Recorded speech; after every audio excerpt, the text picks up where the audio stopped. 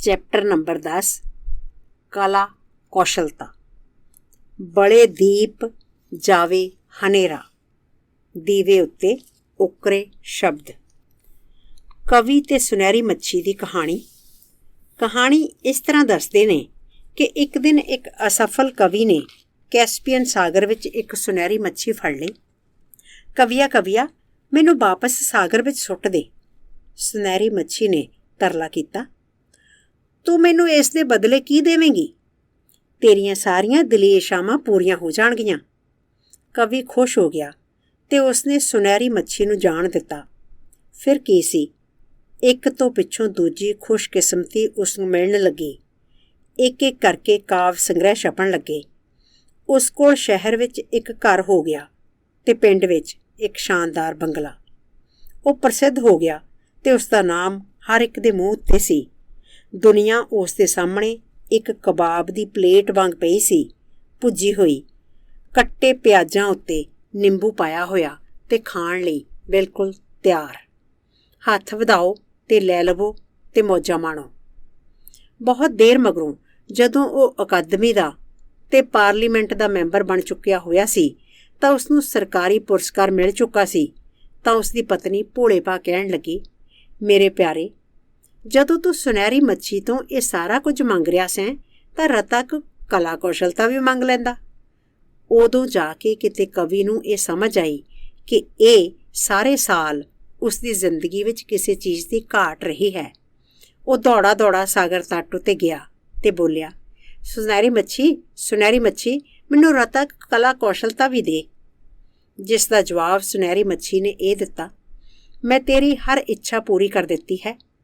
ਭਵਿੱਖ ਵਿੱਚ ਵੀ ਜੋ ਕਹੇਂਗਾ ਕਰਾਂਗੀ, ਪਰ ਕਾਵਕ ਕਲਾ ਕੌਸ਼ਲਤਾ ਐਸੀ ਚੀਜ਼ ਹੈ ਜਿਹੜੀ ਮੈਂ ਨਹੀਂ ਦੇ ਸਕਦੀ, ਕਿਉਂਕਿ ਮੇਰੇ ਆਪਣੇ ਕੋਲ ਇਹ ਨਹੀਂ ਹੈ।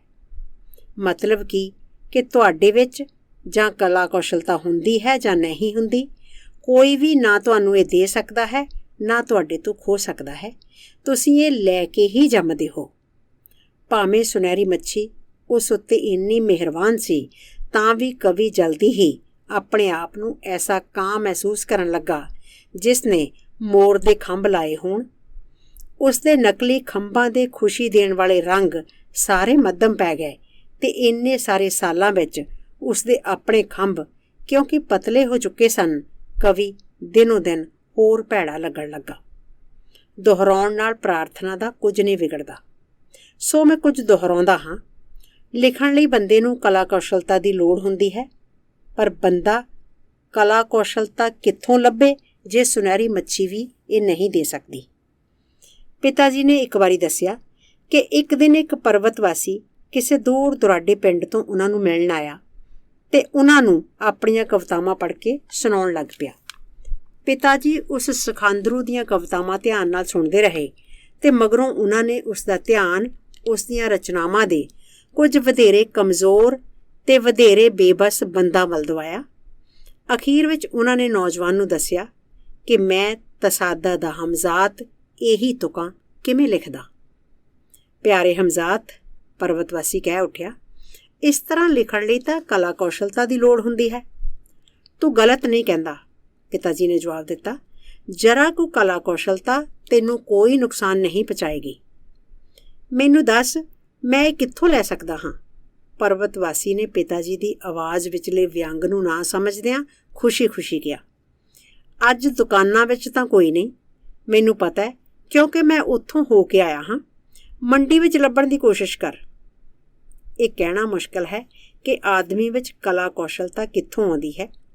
ਕੀ ਇਹ ਧਰਤੀ ਤੋਂ ਆਉਂਦੀ ਹੈ ਜਾਂ ਆਕਾਸ਼ ਤੋਂ, ਜਾਂ ਕਿ ਇਹ ਧਰਤੀ ਤੇ ਆਕਾਸ਼ ਦੋਹਾਂ ਦੀ ਬੱਚੀ ਹੈ?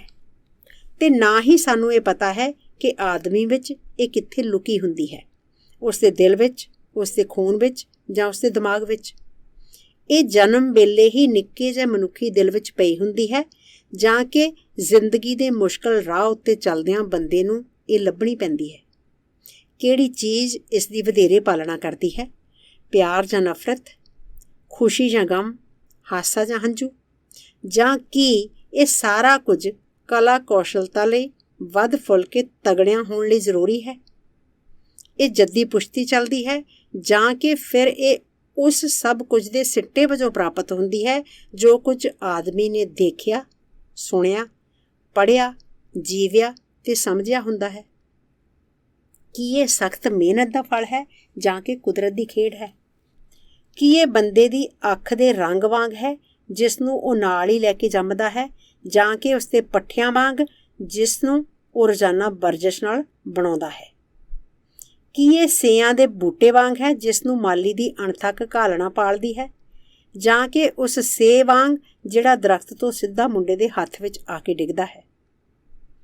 ਕਲਾ ਕੌਸ਼ਲਤਾ ਇੱਕ ਐਸੀ ਰਹੱਸਮਈ ਚੀਜ਼ ਹੈ ਕਿ ਜਦੋਂ ਧਰਤੀ ਬਾਰੇ, ਇਸ ਦੇ ਭੂਤ ਅਤੇ ਭਵਿੱਖ ਬਾਰੇ ਸਭ ਕੁਝ ਪਤਾ ਲੱਗ ਜਾਵੇਗਾ, ਜਦੋਂ ਸੂਰਜ ਤੇ ਤਾਰਿਆਂ ਬਾਰੇ, ਅੱਗ ਤੇ ਫੁੱਲਾਂ ਬਾਰੇ ਸਾਰਾ ਕੁਝ ਪਤਾ ਲੱਗ ਜਾਏਗਾ, ਜਦੋਂ ਆਦਮੀ ਬਾਰੇ ਵੀ ਸਾਰਾ ਕੁਝ ਪਤਾ ਲੱਗ ਜਾਏਗਾ, ਉਦੋਂ ਵੀ ਸਭ ਤੋਂ ਅਖੀਰ ਉੱਤੇ ਅਸੀਂ ਜੋ ਸਮਝਾਂਗੇ ਉਹ ਹੈ ਕਲਾ ਕੌਸ਼ਲਤਾ। ਇਸ ਦਾ ਸੋਮਾ, ਮੁੱਢ, ਨਿਵਾਸ ਤੇ ਇਹ ਕਿਉਂ ਇੱਕ ਆਦਮੀ ਨੂੰ ਦਿੱਤੀ ਗਈ ਹੈ ਪਰ ਦੂਜੇ ਨੂੰ ਨਹੀਂ। ਦੋ ਕਲਾ ਕੌਸ਼ਲਤਾ ਵਾਲੇ ਬੰਦਿਆਂ ਦੀ ਕਲਾ ਕੌਸ਼ਲਤਾ ਇੱਕ ਦੂਜੇ ਨਾਲ ਨਹੀਂ ਮਿਲਦੀ, ਕਿਉਂਕਿ ਇੱਕੋ ਜਿਹੀ ਕਲਾ ਕੌਸ਼ਲਤਾ ਕੋਈ ਕਲਾ ਕੌਸ਼ਲਤਾ ਨਹੀਂ ਹੁੰਦੀ। ਨਾ ਹੀ ਇਹ ਕਲਾ ਕੌਸ਼ਲਤਾ ਵਾਲੇ ਬੰਦੇ ਨਾਲ ਮੂੰਹ ਮਹਾਂਦਰਾ ਮਿਲਣ ਨਾਲ ਹੀ ਆਉਂਦੀ ਹੈ। ਮੈਨੂੰ ਕਈ ਬੰਦੇ ਮਿਲੇ ਹਨ ਜਿਨ੍ਹਾਂ ਦਾ ਚਿਹਰਾ ਮੋਹਰਾ ਪਿਤਾ ਜੀ ਨਾਲ ਮਿਲਦਾ ਜੁਲਦਾ ਸੀ, ਪਰ ਮੈਨੂੰ ਪਿਤਾ ਜੀ ਵਾਲੀ ਕਲਾ ਕੌਸ਼ਲਤਾ ਹੋਰ ਕਿਸੇ ਵਿੱਚ ਨਜ਼ਰ ਨਹੀਂ ਆਈ। ਕਲਾ ਕੌਸ਼ਲਤਾ ਵਿਰਸੇ ਵਿੱਚ ਨਹੀਂ ਮਿਲਦੀ। ਜੇ ਇੰਜ ਹੁੰਦਾ ਤਾਂ ਕਲਾ ਦੇ ਖੇਤਰ ਵਿੱਚ ਸਾਨੂੰ ਖਾਨਦਾਨ ਰਾਜ ਕਰਦੇ ਦਿਸਦੇ। ਸਿਆਣੇ ਦਾ ਪੁੱਤਰ ਅਕਸਰ ਮੂਰਖ ਹੁੰਦਾ ਹੈ ਤੇ ਮੂਰਖ ਦਾ ਮੁੰਡਾ ਹੋ ਸਕਦਾ ਹੈ ਵੱਡਾ ਹੋ ਕੇ ਸਿਆਣਾ ਨਿਕਲ ਆਏ।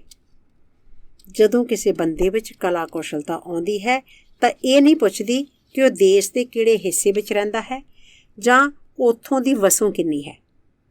ਇਸ ਦਾ ਆਉਣਾ ਹਮੇਸ਼ਾ ਇੰਨਾ ਘੱਟ ਤੇ ਅਚਨਚੇਤ ਹੁੰਦਾ ਹੈ ਜਿਸ ਤਰ੍ਹਾਂ ਬਿਜਲੀ ਦੀ ਚਮਕ, ਜਿਸ ਤਰ੍ਹਾਂ ਆਕਾਸ਼ ਵਿੱਚ ਸਤਰੰਗੀ ਪੀਂਘ ਦਾ ਪੈਣਾ ਜਾਂ ਲੂੰਦੇ ਪਏ ਮਾਰੂਥਲ ਵਿੱਚ ਵਰਖਾ ਦਾ ਹੋਣਾ, ਜਦ ਕਿ ਉਸ ਦੀ ਸਾਰੀ ਉਮੀਦ ਲਾ ਦਿੱਤੀ ਗਈ ਹੁੰਦੀ ਹੈ। ਮੈਂ ਇੱਕ ਕੁਨਾਕ ਕਿਵੇਂ ਗਵਾਇਆ। ਇੱਕ ਵਾਰੀ ਮੈਂ ਆਪਣੇ ਮੇਜ਼ ਕੋਲ ਬੈਠਾ ਹੋਇਆ ਸਾਂ ਕਿ ਇੱਕ ਨੌਜਵਾਨ ਘੋੜਸਵਾਰ ਮੇਰੇ ਤੱਕ ਆਇਆ। ਸਲਾਮ ਅਲੈਕਮ, ਉਹ ਬੋਲਿਆ।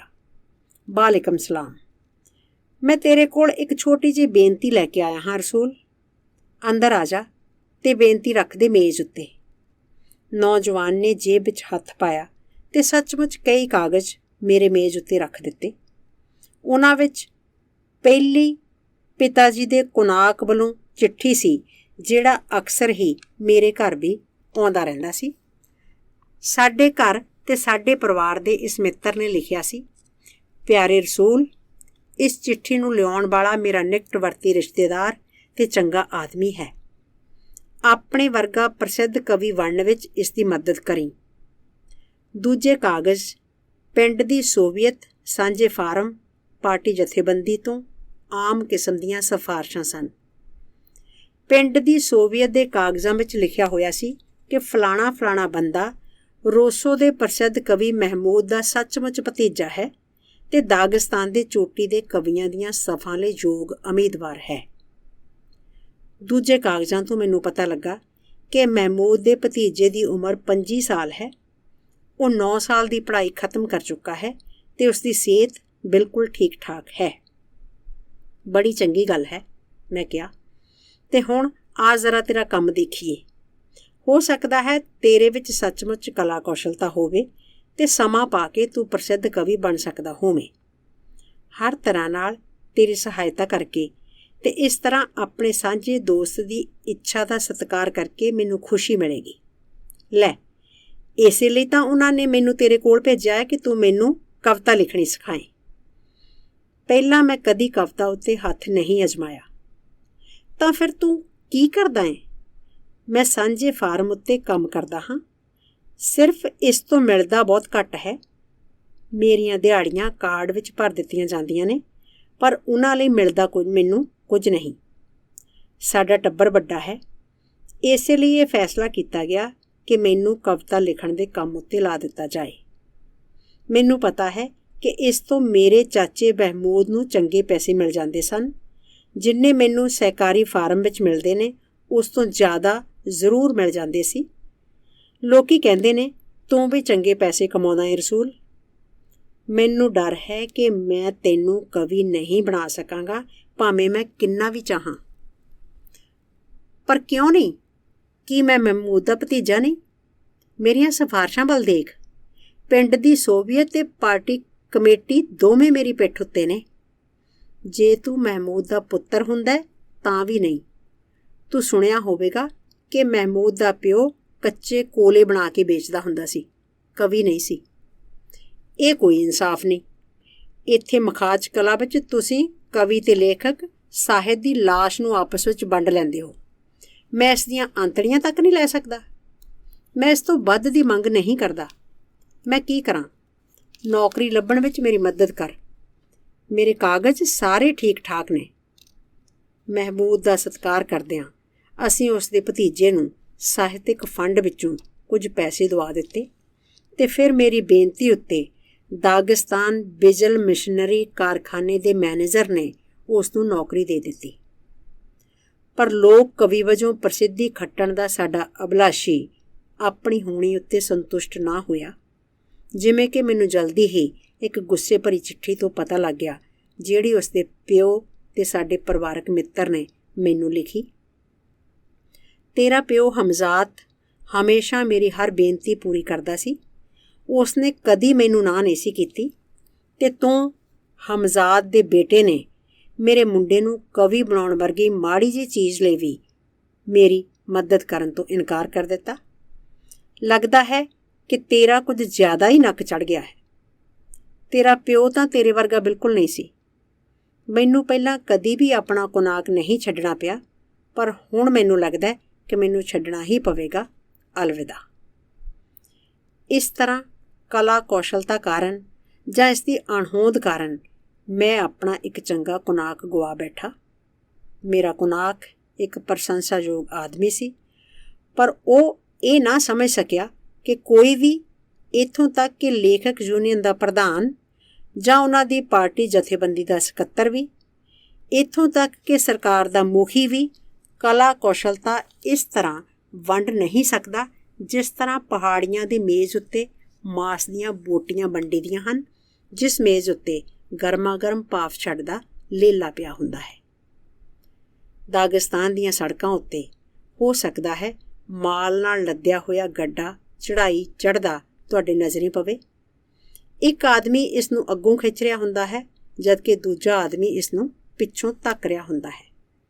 ਜਾਂ ਵੱਡੀ ਸਾਰੀ ਲਾਰੀ ਨਿੱਕੀ ਜਿਹੀ ਮਾਸਕੋ ਵਿੱਚ ਕਾਰ ਨੂੰ ਬਰਫ਼ ਦੇ ਢੇਰਾਂ ਵਿੱਚੋਂ ਕੱਢਣ ਲਈ ਰੱਸੇ ਨਾਲ ਆਪਣੇ ਪਿੱਛੇ ਖਿੱਚਦੀ ਦਿਖਾਈ ਦੇ ਸਕਦੀ ਹੈ।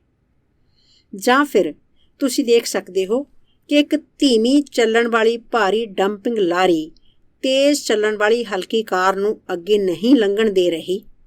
ਪਹਾੜੀ ਸੜਕ ਇੰਨੀ ਤੰਗ ਹੁੰਦੀ ਹੈ ਕਿ ਕਾਰ ਲਾਰੀ ਦੇ ਲਾਂਭਿਓਂ ਦੀ ਨਹੀਂ ਲੰਘ ਸਕਦੀ। ਪਰ ਕਲਾ ਕੌਸ਼ਲਤਾ ਕੋਈ ਗੱਡਾ ਨਹੀਂ ਜਿਸ ਨੂੰ ਅੱਗੋਂ ਖਿੱਚਿਆ ਤੇ ਪਿੱਛੋਂ ਧੱਕਾ ਲਾਇਆ ਜਾ ਸਕੇ। ਕਲਾ ਕੌਸ਼ਲਤਾ ਕੋਈ ਮਾਸਕੋ ਵਿੱਚ ਵੀ ਨਹੀਂ ਕਿ ਇਸ ਨੂੰ ਰੱਸਾ ਬੰਨ੍ਹ ਕੇ ਮਗਰੋਂ ਖਿੱਚਿਆ ਜਾ ਸਕੇ। ਕਲਾ ਕੌਸ਼ਲਤਾ ਕੋਈ ਐਸੀ ਕਾਰ ਵੀ ਨਹੀਂ ਜਿਹੜੀ ਵਲ ਭੰਨ ਕੇ ਰੁਕਾਵਟ ਨੂੰ ਨਾ ਲੰਘ ਸਕੇ ਤੇ ਅੱਗੇ ਨਾ ਵੱਧ ਸਕੇ। ਕਲਾ ਕੌਸ਼ਲਤਾ ਨੂੰ ਪਿੱਛੋਂ ਧੱਕਣ ਦੀ ਜਾਂ ਹੱਥ ਫੜ ਕੇ ਘਸੀਟਣ ਦੀ ਲੋੜ ਨਹੀਂ ਹੁੰਦੀ। ਇਹ ਆਪਣਾ ਰਾਹ ਆਪ ਬਣਾਉਂਦੀ ਹੈ ਤੇ ਅੱਗੇ ਆ ਜਾਂਦੀ ਹੈ। ਅਜੇ ਵੀ ਕਈ ਲੋਕ ਹਨ ਜਿਹੜੇ ਆਸ ਰੱਖਦੇ ਹਨ ਕਿ ਉਹਨਾਂ ਨੂੰ ਧੱਕਾ ਲਾਇਆ ਜਾਏਗਾ ਜਾਂ ਮਗਰੋਂ ਖਿੱਚਿਆ ਜਾਏਗਾ। ਇਸ ਬਾਰੇ ਇੱਕ ਨਿੱਕੀ ਜਿਹੀ ਕਹਾਣੀ ਹੋਰ ਹੈ ਜਿਸ ਦਾ ਸਿਰਲੇਖ ਹੋ ਸਕਦਾ ਹੈ। ਬੇਸ਼ੱਕ ਉਹ ਬੁੱਢੀ ਹੋਵੇ ਪਰ ਕਲਾ ਕੌਸ਼ਲਤਾ ਰੱਖਦੀ ਹੋਵੇ। ਜਦੋਂ ਮੈਂ ਮਾਸਕੋ ਵਿੱਚ ਸਾਹਿਤਕ ਇੰਸਟੀਚਿਊਟ ਦਾ ਵਿਦਿਆਰਥੀ ਸਾਂ ਤਾਂ ਉੱਥੇ ਪੜ੍ਹਦੇ ਕਈ ਰੂਸੀ ਕਵੀਆਂ ਨਾਲ ਮੈਂ ਦੋਸਤੀ ਪਾਈ ਹੋਈ ਸੀ। ਉਹਨਾਂ ਨੇ ਮੇਰੀਆਂ ਕਵਿਤਾਵਾਂ ਦਾ ਅਨੁਵਾਦ ਕਰਨਾ ਸ਼ੁਰੂ ਕਰ ਦਿੱਤਾ ਤੇ ਉਹਨਾਂ ਦੀਆਂ ਘਾਲਣਾਵਾਂ ਕਈ ਅਖਬਾਰਾਂ ਤੇ ਰਸਾਲਿਆਂ ਵਿੱਚ ਛਪੀਆਂ। ਰੂਸੀ ਅਨੁਵਾਦਾਂ ਸਦਕਾ ਮੇਰੀਆਂ ਕਵਿਤਾਵਾਂ ਦਾਗਿਸਤਾਨ ਦੀਆਂ ਦੂਜੀਆਂ ਕੌਮੀਅਤਾਂ ਤੱਕ ਵੀ ਪਹੁੰਚ ਗਈਆਂ। ਉਸ ਵੇਲੇ ਕੁਝ ਵਿਹਲੇ ਮੂੰਹ ਵੀ ਸਨ ਜਿਹੜੇ ਅਬਾ ਤਬਾ ਬਕਦੇ ਰਹਿੰਦੇ ਸਨ। ਰਸੂਲ ਹਮਜ਼ਾ ਤੋਂ ਅਵਾਰ ਵਿੱਚ ਤਾਂ ਬਿਲਕੁਲ ਕਵਿਤਾ ਲਿਖ ਹੀ ਨਹੀਂ ਸਕਦਾ। ਉਸ ਦੇ ਕਲਾ ਕੌਸ਼ਲਤਾ ਵਾਲੇ ਰੂਸੀ ਅਨੁਵਾਦਕ ਹਨ ਜਿਹੜੇ ਉਸ ਨੂੰ ਪ੍ਰਸਿੱਧ ਕਰਨ ਦੀ ਕੋਸ਼ਿਸ਼ ਕਰ ਰਹੇ ਹਨ। ਸਾਫ਼ ਦਿਸਦਾ ਹੈ ਕਿ ਉਹ ਰੂਸੀ ਜਨਤਾ ਦੇ ਸਵਾਦਾਂ ਲਈ ਢੁਕਵੀਆਂ ਕਵਿਤਾਵਾਂ ਲਿਖਦਾ ਹੈ। ਇਸ ਤਰ੍ਹਾਂ ਦੀ ਗੱਲਬਾਤ ਉੱਤੇ ਹਮੇਸ਼ਾ ਮੈਨੂੰ ਇੱਕ ਦਾਗਿਸਤਾਨੀ ਕਵੀ ਦੀ ਯਾਦ ਆ ਜਾਂਦੀ ਹੈ। ਦਾਗਿਸਤਾਨ ਵਿੱਚ ਇੱਕ ਛੋਟੀ ਜਿਹੀ ਕੌਮੀਅਤ ਹੈ, ਤਾਤ, ਜਿਸ ਵਿੱਚ ਵੱਧ ਤੋਂ ਵੱਧ 15,000 ਬੰਦੇ ਹੋਣਗੇ। ਫਿਰ ਵੀ 5 ਜਾਂ 6 ਚੰਗੇ ਤਾਤ ਲੇਖਕ ਹਨ ਜਿਹੜੇ ਸਾਰੇ ਦਾਗਿਸਤਾਨ ਵਿੱਚ ਪ੍ਰਸਿੱਧ ਹਨ। ਉਹਨਾਂ ਦੀਆਂ ਕਿਤਾਬਾਂ ਮਖਾਜ ਕਲਾ ਤੋਂ ਉਹਨਾਂ ਦੀ ਮਾਤ ਬੋਲੀ ਵਿੱਚ ਪ੍ਰਕਾਸ਼ਿਤ ਹੁੰਦੀਆਂ ਹਨ ਅਤੇ ਰੂਸੀ ਵਿੱਚ ਅਨੁਵਾਦੀਆਂ ਜਾਂਦੀਆਂ ਹਨ। ਇੱਕ ਕਹਾਣੀ ਇੱਕ ਤਾਤ ਕਵੀ ਬਾਰੇ ਹੈ। ਉਸ ਦਾ ਨਾਮ ਦੱਸਣ ਦੀ ਮੈਨੂੰ ਕੋਈ ਲੋੜ ਨਹੀਂ ਲੱਗਦੀ। ਸਾਹਿਤਕ ਇੰਸਟੀਚਿਊਟ ਵਿੱਚ ਮੇਰੀ ਪੜ੍ਹਾਈ ਖਤਮ ਹੋ ਗਈ ਅਤੇ ਮੈਂ ਮਖਾਜ ਕਲਾ ਵਾਪਸ ਆ ਗਿਆ। ਮੈਨੂੰ ਉੱਥੇ ਪਹੁੰਚਿਆਂ ਅਜੇ ਬਹੁਤਾ ਸਮਾਂ ਨਹੀਂ ਸੀ ਹੋਇਆ ਕਿ ਮੈਨੂੰ ਤਾਤ ਕਵੀ ਤੋਂ ਸੱਦਾ ਆਇਆ, ਜਿਸ ਨੇ ਬਾਹਰ ਖੁੱਲ੍ਹੀ ਹਵਾ ਵਿੱਚ ਮੇਰੀ ਖਾਤਰਦਾਰੀ ਕੀਤੀ। ਕੈਸਪੀਅਨ ਸਾਗਰ ਸਾਡੇ ਅੱਗੇ ਅਤੇ ਪਹਾੜ ਸਾਡੇ ਪਿੱਛੇ ਸਨ। ਉਹ ਆਪਣੀਆਂ ਕਵਿਤਾਵਾਂ ਤਾਤ ਬੋਲੀ ਵਿੱਚ ਪੜ੍ਹਦਾ ਅਤੇ ਨਾਲ ਹੀ ਮੈਨੂੰ ਰੂਸੀ ਵਿੱਚ ਉਸ ਦਾ ਲਫ਼ਜ਼ ਬ ਲਫ਼ਜ਼ ਅਨੁਵਾਦ ਕਰਕੇ ਦੱਸਦਾ।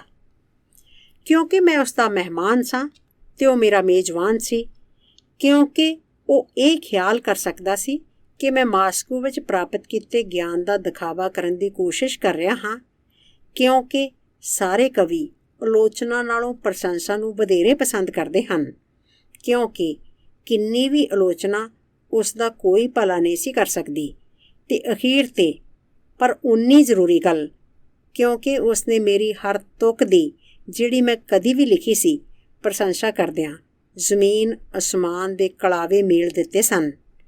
ਇਹ ਸਾਰਾ ਕੁਝ ਦਿਮਾਗ ਵਿੱਚ ਰੱਖਦਿਆਂ ਮੈਂ ਵੀ ਪੂਰੀ ਬੇਸ਼ਰਮੀ ਨਾਲ ਉਸ ਦੀਆਂ ਸਾਰੀਆਂ ਕਵਿਤਾਵਾਂ ਦੀਆਂ ਸਿਫਤਾਂ ਦੇ ਪੁਲ ਬੰਨ੍ਹ ਦਿੱਤੇ। ਮੈਨੂੰ ਸੱਚਮੁੱਚ ਕੁਝ ਕਵਿਤਾਵਾਂ ਚੰਗੀਆਂ ਲੱਗੀਆਂ ਸਨ ਅਤੇ ਉਹਨਾਂ ਦੀ ਪ੍ਰਸ਼ੰਸਾ ਮੈਂ ਸੱਚਮੁੱਚ ਸੱਚੇ ਦਿਲੋਂ ਕੀਤੀ, ਪਰ ਕੁਝ ਹੋਰ ਵੀ ਸਨ ਜਿਨ੍ਹਾਂ ਬਾਰੇ ਮੈਂ ਸਿਰਫ ਬਹਾਨਾ ਹੀ ਕੀਤਾ ਕਿ ਉਹ ਮੈਨੂੰ ਪਸੰਦ ਹਨ। ਜਿਉਂ ਹੀ ਮੇਰੇ ਮੂੰਹ ਵਿੱਚੋਂ ਝੂਠੇ ਲਫ਼ਜ਼ ਨਿਕਲਦੇ, ਮੈਂ ਆਪਣੀ ਕਲਪਨਾ ਵਿੱਚ ਹੀ ਆਪਣੀਆਂ ਬਾਹਾਂ ਕੈਸਪੀਅਨ ਸਾਗਰ ਦੀਆਂ ਛੱਲਾਂ ਹੇਠ ਫੈਲਾਉਂਦਾ, ਸਗੋਂ ਉਹਨਾਂ ਅੱਗੇ ਗੋਡਿਆਂ ਭਾਰ ਵੀ ਹੋ ਜਾਂਦਾ ਅਤੇ ਕੂਕਦਾ, ਮੈਨੂੰ ਮੇਰਾ ਝੂਠ ਬਖਸ਼ ਦੇਣਾ।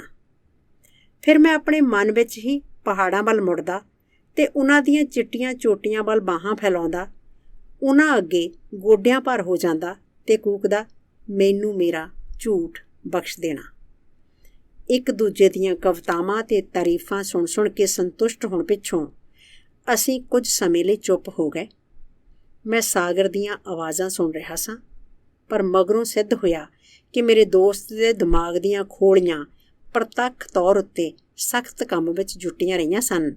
ਇਸ ਦਾ ਸਿੱਟਾ ਹੇਠ ਲਿਖੀ ਗੱਲਬਾਤ ਸੀ। ਰਸੂਲ, ਮੈਂ ਤੇਰੇ ਨਾਲ ਇੱਕ ਬੜੀ ਜ਼ਰੂਰੀ ਗੱਲ ਕਰਨੀ ਚਾਹੁੰਦਾ ਹਾਂ। ਵਾਅਦਾ ਕਰ ਇਸ ਬਾਰੇ ਕਿਸੇ ਹੋਰ ਨੂੰ ਨਹੀਂ ਦੱਸੇਗਾ। ਮੈਂ ਵਾਅਦਾ ਕਰ ਦਿੱਤਾ। ਤੈਨੂੰ ਪਤਾ ਹੈ ਕਿ ਅਸੀਂ ਤਾਤ ਇੱਕ ਛੋਟੀ ਜਿਹੀ ਕੌਮੀਅਤ ਹਾਂ। ਮੇਰੇ ਦੋਸਤ ਨੇ ਗੱਲ ਸ਼ੁਰੂ ਕੀਤੀ। ਉਹਨਾਂ ਵਿੱਚ ਮੇਰੇ ਲਈ ਅਤੇ ਮੇਰੀ ਕਵਿਤਾ ਲਈ ਕੋਈ ਥਾਂ ਨਹੀਂ। ਤੂੰ ਠੀਕ ਕਰਦਾ ਹੈ ਜੋ ਆਪਣੇ ਪਾਠਕ ਮਾਸਕੋ ਵਿੱਚੋਂ ਲੱਭਦਾ ਹੈ। ਮੈਂ ਤੇਰੀ ਮਿਸਾਲ ਉੱਤੇ ਚੱਲਣਾ ਚਾਹੁੰਦਾ ਹਾਂ। ਮੈਂ ਮਾਸਕੋ ਜਾਣਾ ਚਾਹੁੰਦਾ ਹਾਂ, ਪਰ ਮੇਰਾ ਉੱਥੇ ਕੋਈ ਨਹੀਂ, ਨਾ ਯਾਰ, ਨਾ ਰਿਸ਼ਤੇਦਾਰ, ਨਾ ਜਾਣੂ, ਅਤੇ ਠਹਿਰਨ ਲਈ ਕੋਈ ਥਾਂ ਵੀ ਨਹੀਂ। ਤੇਰਾ ਕੀ ਖਿਆਲ ਹੈ ਜੇ ਮੈਂ ਆਪਣੀ ਨਵੀਂ ਕਿਤਾਬ ਤੋਂ ਮਿਲਣ ਵਾਲੇ ਪੈਸੇ ਲੈ ਕੇ ਮਾਸਕੋ ਚਲਾ ਜਾਵਾਂ ਤਾਂ ਕਿ ਮੈਨੂੰ ਉੱਥੇ ਠਹਿਰਨ ਲਈ ਕੋਈ ਥਾਂ ਮਿਲ ਜਾਏਗੀ? ਕਿਉਂ ਨਹੀਂ? ਜੇ ਤੇਰੀ ਜੇਬ ਵਿੱਚ ਪੈਸੇ ਹੋਣ ਤਾਂ ਤੂੰ ਹਮੇਸ਼ਾ ਹੀ ਇੱਕ ਕਮਰਾ ਕਿਰਾਏ ਉੱਤੇ ਲੈ ਸਕਦਾ ਹੈ। ਮੇਰਾ ਮਤਲਬ ਇਹ ਨਹੀਂ ਮੈਨੂੰ ਕੋਈ ਬੀਵੀ ਮਿਲੇਗੀ ਕਿ ਨਹੀਂ। ਬੇਸ਼ੱਕ ਉਹ ਬੁੱਢੀ ਹੋਵੇ, ਇੰਨੀ ਬਦਸੂਰਤ ਹੋਵੇ ਜਿੰਨਾ ਗੁਨਾਹ ਹੁੰਦਾ ਹੈ, ਪਰ ਉਹ ਕਲਾ ਕੌਸ਼ਲਤਾ ਵਾਲੀ ਹੋਵੇ। ਮੈਂ ਚਾਹੁੰਦਾ ਸਿਰਫ ਇਹ ਹਾਂ ਕਿ ਉਹ ਮੇਰਾ ਰੂਸੀ ਵਿੱਚ ਅਨੁਵਾਦ ਕਰੇ ਅਤੇ ਮੈਨੂੰ ਲੋਕਾਂ ਤੱਕ ਪਹੁੰਚਾਵੇ। ਇੱਕ ਵਾਰੀ ਮੈਂ ਪੈਰਾਂ 'ਤੇ ਖੜ੍ਹਾ ਹੋ ਗਿਆ ਤਾਂ ਆਪਣਾ ਰਾਹ ਲੱਭ ਲਵਾਂਗਾ, ਨਹੀਂ ਤਾਂ ਮੈਂ ਆਪਣੀ ਕੌਮੀਅਤ ਦੇ ਘੇਰੇ ਵਿੱਚ ਪਿਆ ਹੀ ਸੁੱਕ ਜਾਵਾਂਗਾ। ਮੈਂ ਉਸ ਵੱਲ ਇੱਕ ਵਾਰੀ ਹੋਰ ਦੇਖਿਆ। 25 ਸਾਲਾਂ ਦਾ ਗੱਠੇ ਹੋਏ ਸਰੀਰ ਵਾਲਾ ਅੱਗ ਦੇ ਸ਼ੋਲੇ ਵਰਗਾ ਕਾਕੇਸ਼ੀਅਨ ਜ਼ਿੰਦਗੀ ਜਿਸ ਵਿੱਚੋਂ ਫੁੱਟ-ਫੁੱਟ ਪੈਂਦੀ ਸੀ। ਉਸ ਦੇ ਵੱਡੇ-ਵੱਡੇ ਹੱਥ ਸਗੋਂ ਉਂਗਲਾਂ ਵੀ ਵਾਲਾਂ ਨਾਲ ਕੱਜੀਆਂ ਹੋਈਆਂ ਸਨ। ਉਸ ਦੀ ਛਾਤੀ ਦੇ ਵਾਲ ਕੰਧ ਵਿੱਚ ਗੱਡੇ ਕਿੱਲਾਂ ਵਰਗੇ ਸਖਤ ਸਨ। ਸਾਂਵਲੇ ਬਿਲਕੁਲ ਭੂਰੇ ਚਿਹਰੇ ਉੱਤੇ ਮੋਟੇ ਬੁੱਲ੍ਹ ਤੇ ਡੂੰਘੀ ਝੀਲ ਵਰਗੀਆਂ ਨੀਲੀਆਂ ਅੱਖਾਂ ਸਨ। ਉਸ ਦਾ ਸਿਰ ਕੰਡਿਆਲੇ ਵਰਗਾ ਸੀ। ਉਸ ਦੇ ਦੰਦ ਚਿੱਟੇ ਤੇ ਮਜ਼ਬੂਤ। ਉਸ ਦੀਆਂ ਲੱਤਾਂ ਸ਼ਤੀਰੀਆਂ ਵਰਗੀਆਂ ਸਨ। ਸਾਰੇ ਸਰੀਰ ਦੇ ਪੱਠੇ ਉੱਭਰੇ ਹੋਏ ਸਨ। ਕੁਦਰਤ ਦਾ ਆਦਕਲੀਨ ਬੇਟਾ। ਲੱਖਾਂ ਜੀਆਂ ਦੇ ਉਸ ਸ਼ਹਿਰ ਵਿੱਚ ਉਸ ਨੂੰ ਬੀਵੀ ਲੱਭਣ ਵਿੱਚ ਕੀ ਮੁਸ਼ਕਲ ਆ ਸਕਦੀ ਹੈ, ਤੇ ਉਹ ਵੀ ਜੰਗ ਤੋਂ ਸਿਰਫ 3 ਸਾਲ ਮਗਰੋਂ। ਮੈਂ ਉਸ ਨੂੰ ਕਿਹਾ, ਕਿਸੇ ਗਲੀ ਦੇ ਅੱਧ ਵਿਚਕਾਰ ਖੜਾ ਹੋ ਕੇ ਸੀਟੀ ਮਾਰੀ। ਹਰ ਤਰ੍ਹਾਂ ਦੀਆਂ ਔਰਤਾਂ ਤੇਰੇ ਸੱਦੇ ਉੱਤੇ ਨੱਠੀਆਂ ਆਉਣਗੀਆਂ। ਮੇਰਾ ਦੋਸਤ ਬੱਚੇ ਵਾਂਗ ਖਿੜ ਗਿਆ। ਉਹ ਸਿਰ ਭਰਨੇ ਖੜਾ ਹੋ ਗਿਆ ਤੇ ਹੱਥਾਂ ਭਾਰ ਚੱਲ ਕੇ ਸਮੁੰਦਰ ਵਿੱਚ ਚਲਾ ਗਿਆ। ਤਰਨ ਤੋਂ ਪਹਿਲਾਂ ਉਸਨੇ ਮੈਨੂੰ ਉੱਚੀ ਜਿਹਾ ਪੁੱਛਿਆ, ਤੂੰ ਕੀ ਸਲਾਹ ਦਿੰਦਾ ਏ ਕਿ ਮੈਂ ਕਿਵੇਂ ਮਾਸਕੋ ਜਾਵਾਂ, ਹਵਾਈ ਜਹਾਜ਼ ਰਾਹੀਂ ਜਾਂ ਗੱਡੀ ਰਾਹੀਂ? 6 ਮਹੀਨੇ ਮਗਰੋਂ ਆਪਣੇ ਟੋਪ ਉੱਤੋਂ ਗਿੱਲੀ ਬਰਫ਼ ਝਾੜਦਾ ਹੋਇਆ ਮੈਂ ਚੌਥੀ ਮੰਜ਼ਲ ਉੱਤੇ ਯੁਵਕ ਗਾਰਦ ਪ੍ਰਕਾਸ਼ਨ ਘਰ ਦੇ ਦਫ਼ਤਰ ਵਿੱਚ ਜਾ ਵੜਿਆ।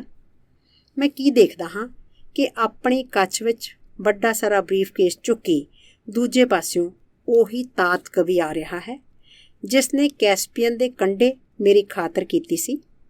ਦਰਅਸਲ ਪਹਿਲੀ ਚੀਜ਼ ਮੇਰੀ ਨਜ਼ਰੀ ਇਹ ਪਈ ਕਿ ਉਸਨੇ ਆਪਣਾ ਬਰੀਫਕੇਸ ਹੈਂਡਲ ਤੋਂ ਨਹੀਂ ਸੀ ਫੜਿਆ ਹੋਇਆ ਜਿਸ ਤਰ੍ਹਾਂ ਸਧਾਰਨ ਲੇਖਕ ਕਰਦੇ ਹਨ, ਸਗੋਂ ਖਜ਼ਾਨਚੀਆਂ ਵਾਂਗ ਕੱਛੇ ਮਾਰਿਆ ਹੋਇਆ ਸੀ।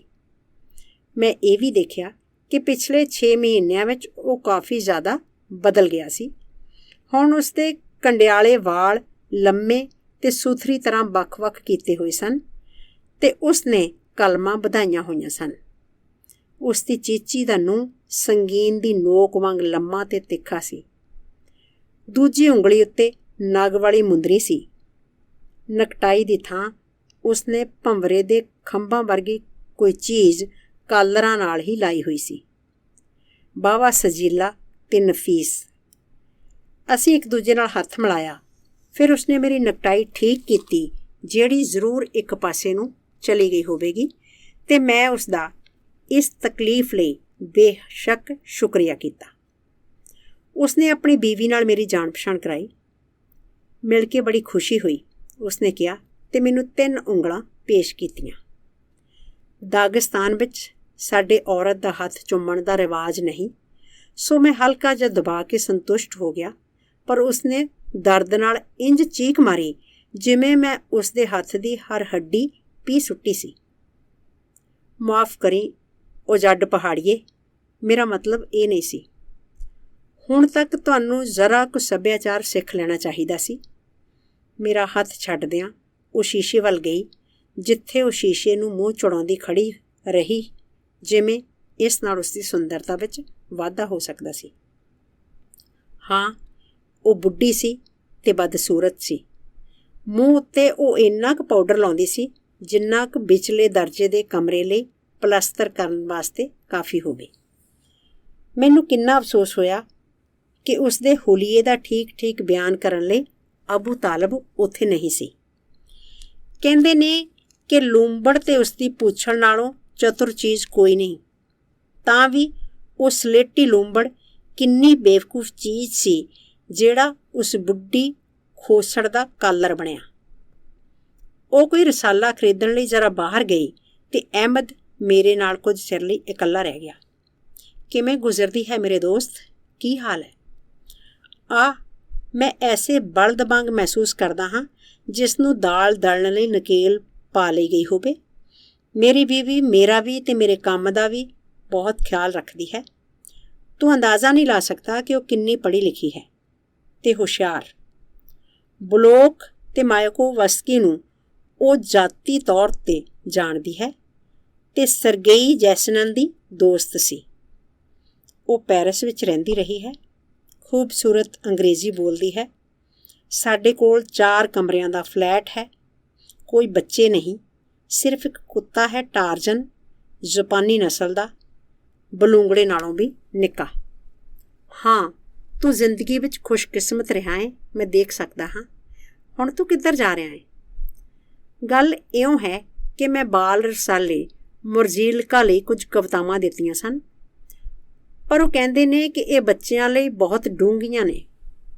ਮੇਰਾ ਖਿਆਲ ਹੈ ਕਿ ਮੈਂ ਉਹ ਨੌਜਵਾਨ ਸਹਿਕਾਰੀ ਕਿਸਾਨਾਂ ਦੇ ਰਸਾਲੇ ਨੂੰ ਭੇਜ ਦੇਵਾਂ। ਉਹਨਾਂ ਨੂੰ ਪਸੰਦ ਆਈਆਂ ਸਨ। ਉਹ ਸਿਰਫ ਇਹ ਚਾਹੁੰਦੇ ਸਨ ਕਿ ਮੈਂ ਇੱਕ ਸਤਰ ਵਿੱਚ ਵਧਾ ਦੇਵਾਂ ਜਿਸ ਵਿੱਚ ਲਫ਼ਜ਼ ਸਹਿਕਾਰੀ ਫਾਰਮ ਆ ਜਾਵੇ। ਅੱਜ ਸ਼ਾਮੀ ਮੈਂ ਇਹ ਕਰ ਦੇਵਾਂਗਾ ਅਤੇ ਕੱਲ੍ਹ ਫਿਰ ਉਹਨਾਂ ਕੋਲ ਲੈ ਜਾਵਾਂਗਾ। ਆਹ ਰਸੂਲ ਜਿਉਣ ਅਤੇ ਕੰਮ ਕਰਨ ਦਾ ਇਹੋ ਇੱਕੋ ਇੱਕ ਤਰੀਕਾ ਹੈ। ਮੇਰੀ ਬੀਵੀ ਕਹਿੰਦੀ ਹੈ ਕਿ ਤੁਰਨਾ ਸਿੱਖਣ ਤੋਂ ਪਹਿਲਾਂ ਬੱਚਿਆਂ ਨੂੰ ਰਹਿਣਾ ਚਾਹੀਦਾ ਹੈ। ਸਮਾਂ ਪਾ ਕੇ ਮੈਂ ਅਸਲੀ ਰਚਨਾ ਵੀ ਕਰਨ ਲੱਗ ਜਾਵਾਂਗਾ। ਅਲਿਓਸ਼ਾ, ਉਸ ਦੀ ਬੀਵੀ ਨੇ ਇੱਕੋ ਵੇਲੇ ਪਿਆਰ ਨਾਲ ਵੀ ਅਤੇ ਸਖਤੀ ਨਾਲ ਵੀ ਕਿਹਾ। ਜਿਉਂ ਹੀ ਉਹ ਆਪਣਾ ਕੰਮ ਮੁਕਾ ਕੇ ਮੁੜੀ, ਚੱਲ ਟਾਰਜਨ ਨੂੰ ਖਾਣਾ ਦੇਈਏ ਅਤੇ ਫਿਰ ਅਸੀਂ ਵਾਪਸ ਸੰਪਾਦਕੀ ਦਫ਼ਤਰਾਂ ਵਿੱਚ ਚੱਲਾਂਗੇ। ਬਹੁਤ ਸਮਾਂ ਮੁੜ ਕੇ ਮੈਂ ਅਹਿਮਦ ਨੂੰ ਨਾ ਮਿਲਿਆ। ਇੱਕ ਦਿਨ ਮੈਨੂੰ ਉਸ ਦੀ ਚਿੱਠੀ ਮਿਲੀ ਕਿ ਮੈਂ ਉਸ ਲਈ ਇੱਕ ਬਲਖਾਰੀ ਘੋੜੇ ਦੀ ਸਾਈ ਦੇ ਦੇਵਾਂ ਜਿਸ ਉੱਤੇ ਉਕਰਿਆ ਹੋਵੇ ਆਪਣੀ ਪਿਆਰੀ ਪਤਨੀ ਨੂੰ। ਮੈਂ ਸਾਈ ਦੇ ਦਿੱਤੀ ਅਤੇ ਆਪਣੇ ਆਪ ਵਿੱਚ ਸੋਚਿਆ ਕਿ ਉਹ ਨਿਰਸੰਦੇਹ ਆਪਣੀ ਪਤਨੀ ਦਾ ਬਹੁਤ ਜ਼ਿਆਦਾ ਦੇਣਦਾਰ ਹੈ ਜਿਸ ਨੇ ਉਸ ਲਈ ਇੰਨਾ ਕੁਝ ਕੀਤਾ ਹੈ। ਪਤਨੀ ਵੱਲੋਂ ਅਨੁਵਾਦ ਕੀਤੀਆਂ ਗਈਆਂ ਉਸ ਦੀਆਂ ਕਵਿਤਾਵਾਂ ਕਦੀ ਮੁਰਜ਼ੀਲਕਾ ਵਿੱਚ, ਕਦੀ ਪਿਓਨੇਰ ਵਿੱਚ ਜਾਂ ਕਦੀ ਕਰੋਕੋਦੀਲ ਵਿੱਚ ਛਪਦੀਆਂ।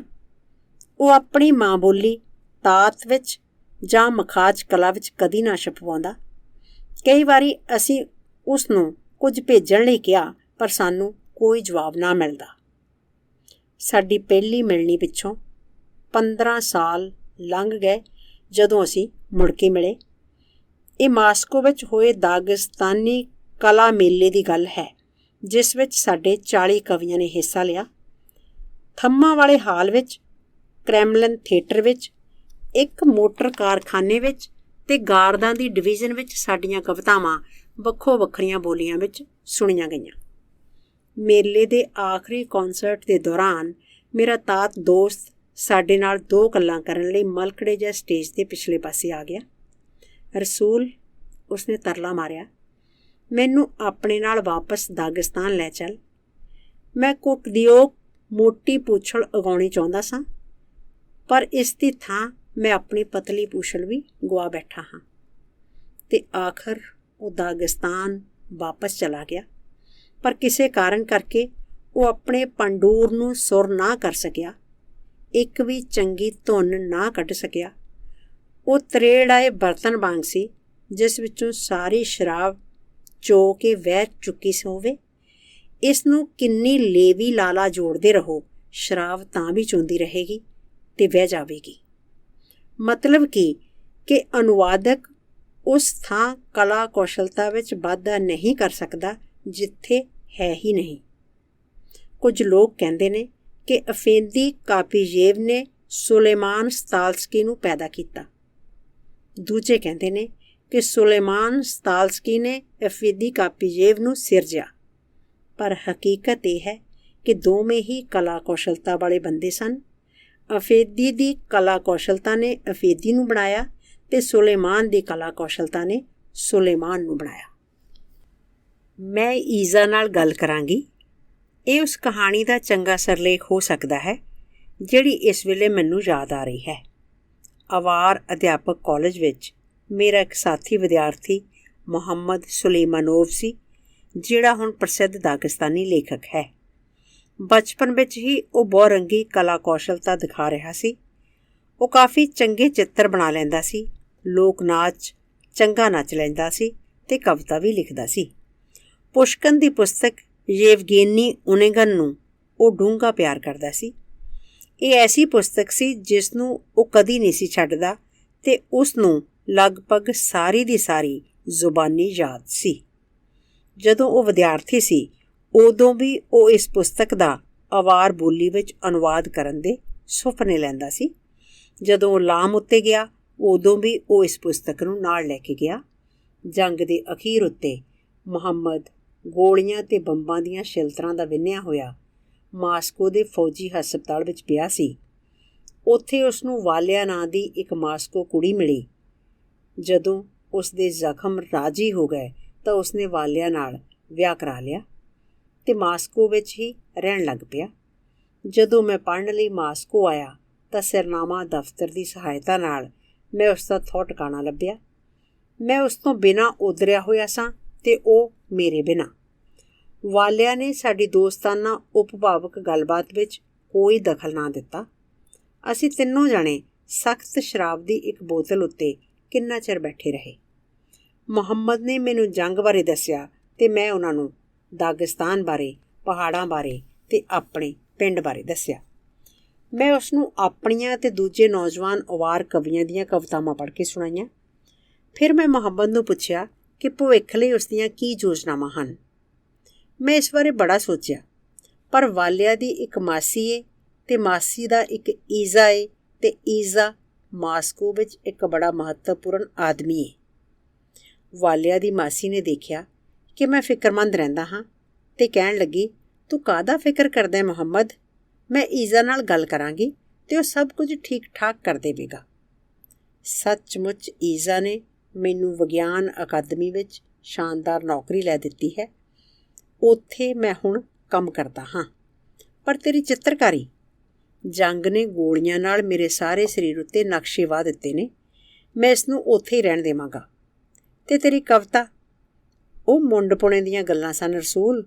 ਹੁਣ ਮੈਂ ਇੱਕ ਗੰਭੀਰ ਤੇ ਸਿਆਣਾ ਆਦਮੀ ਹਾਂ ਤੇ ਮੈਨੂੰ ਆਦਮੀਆਂ ਵਾਲਾ ਹੀ ਕੰਮ ਕਰਨਾ ਚਾਹੀਦਾ ਹੈ।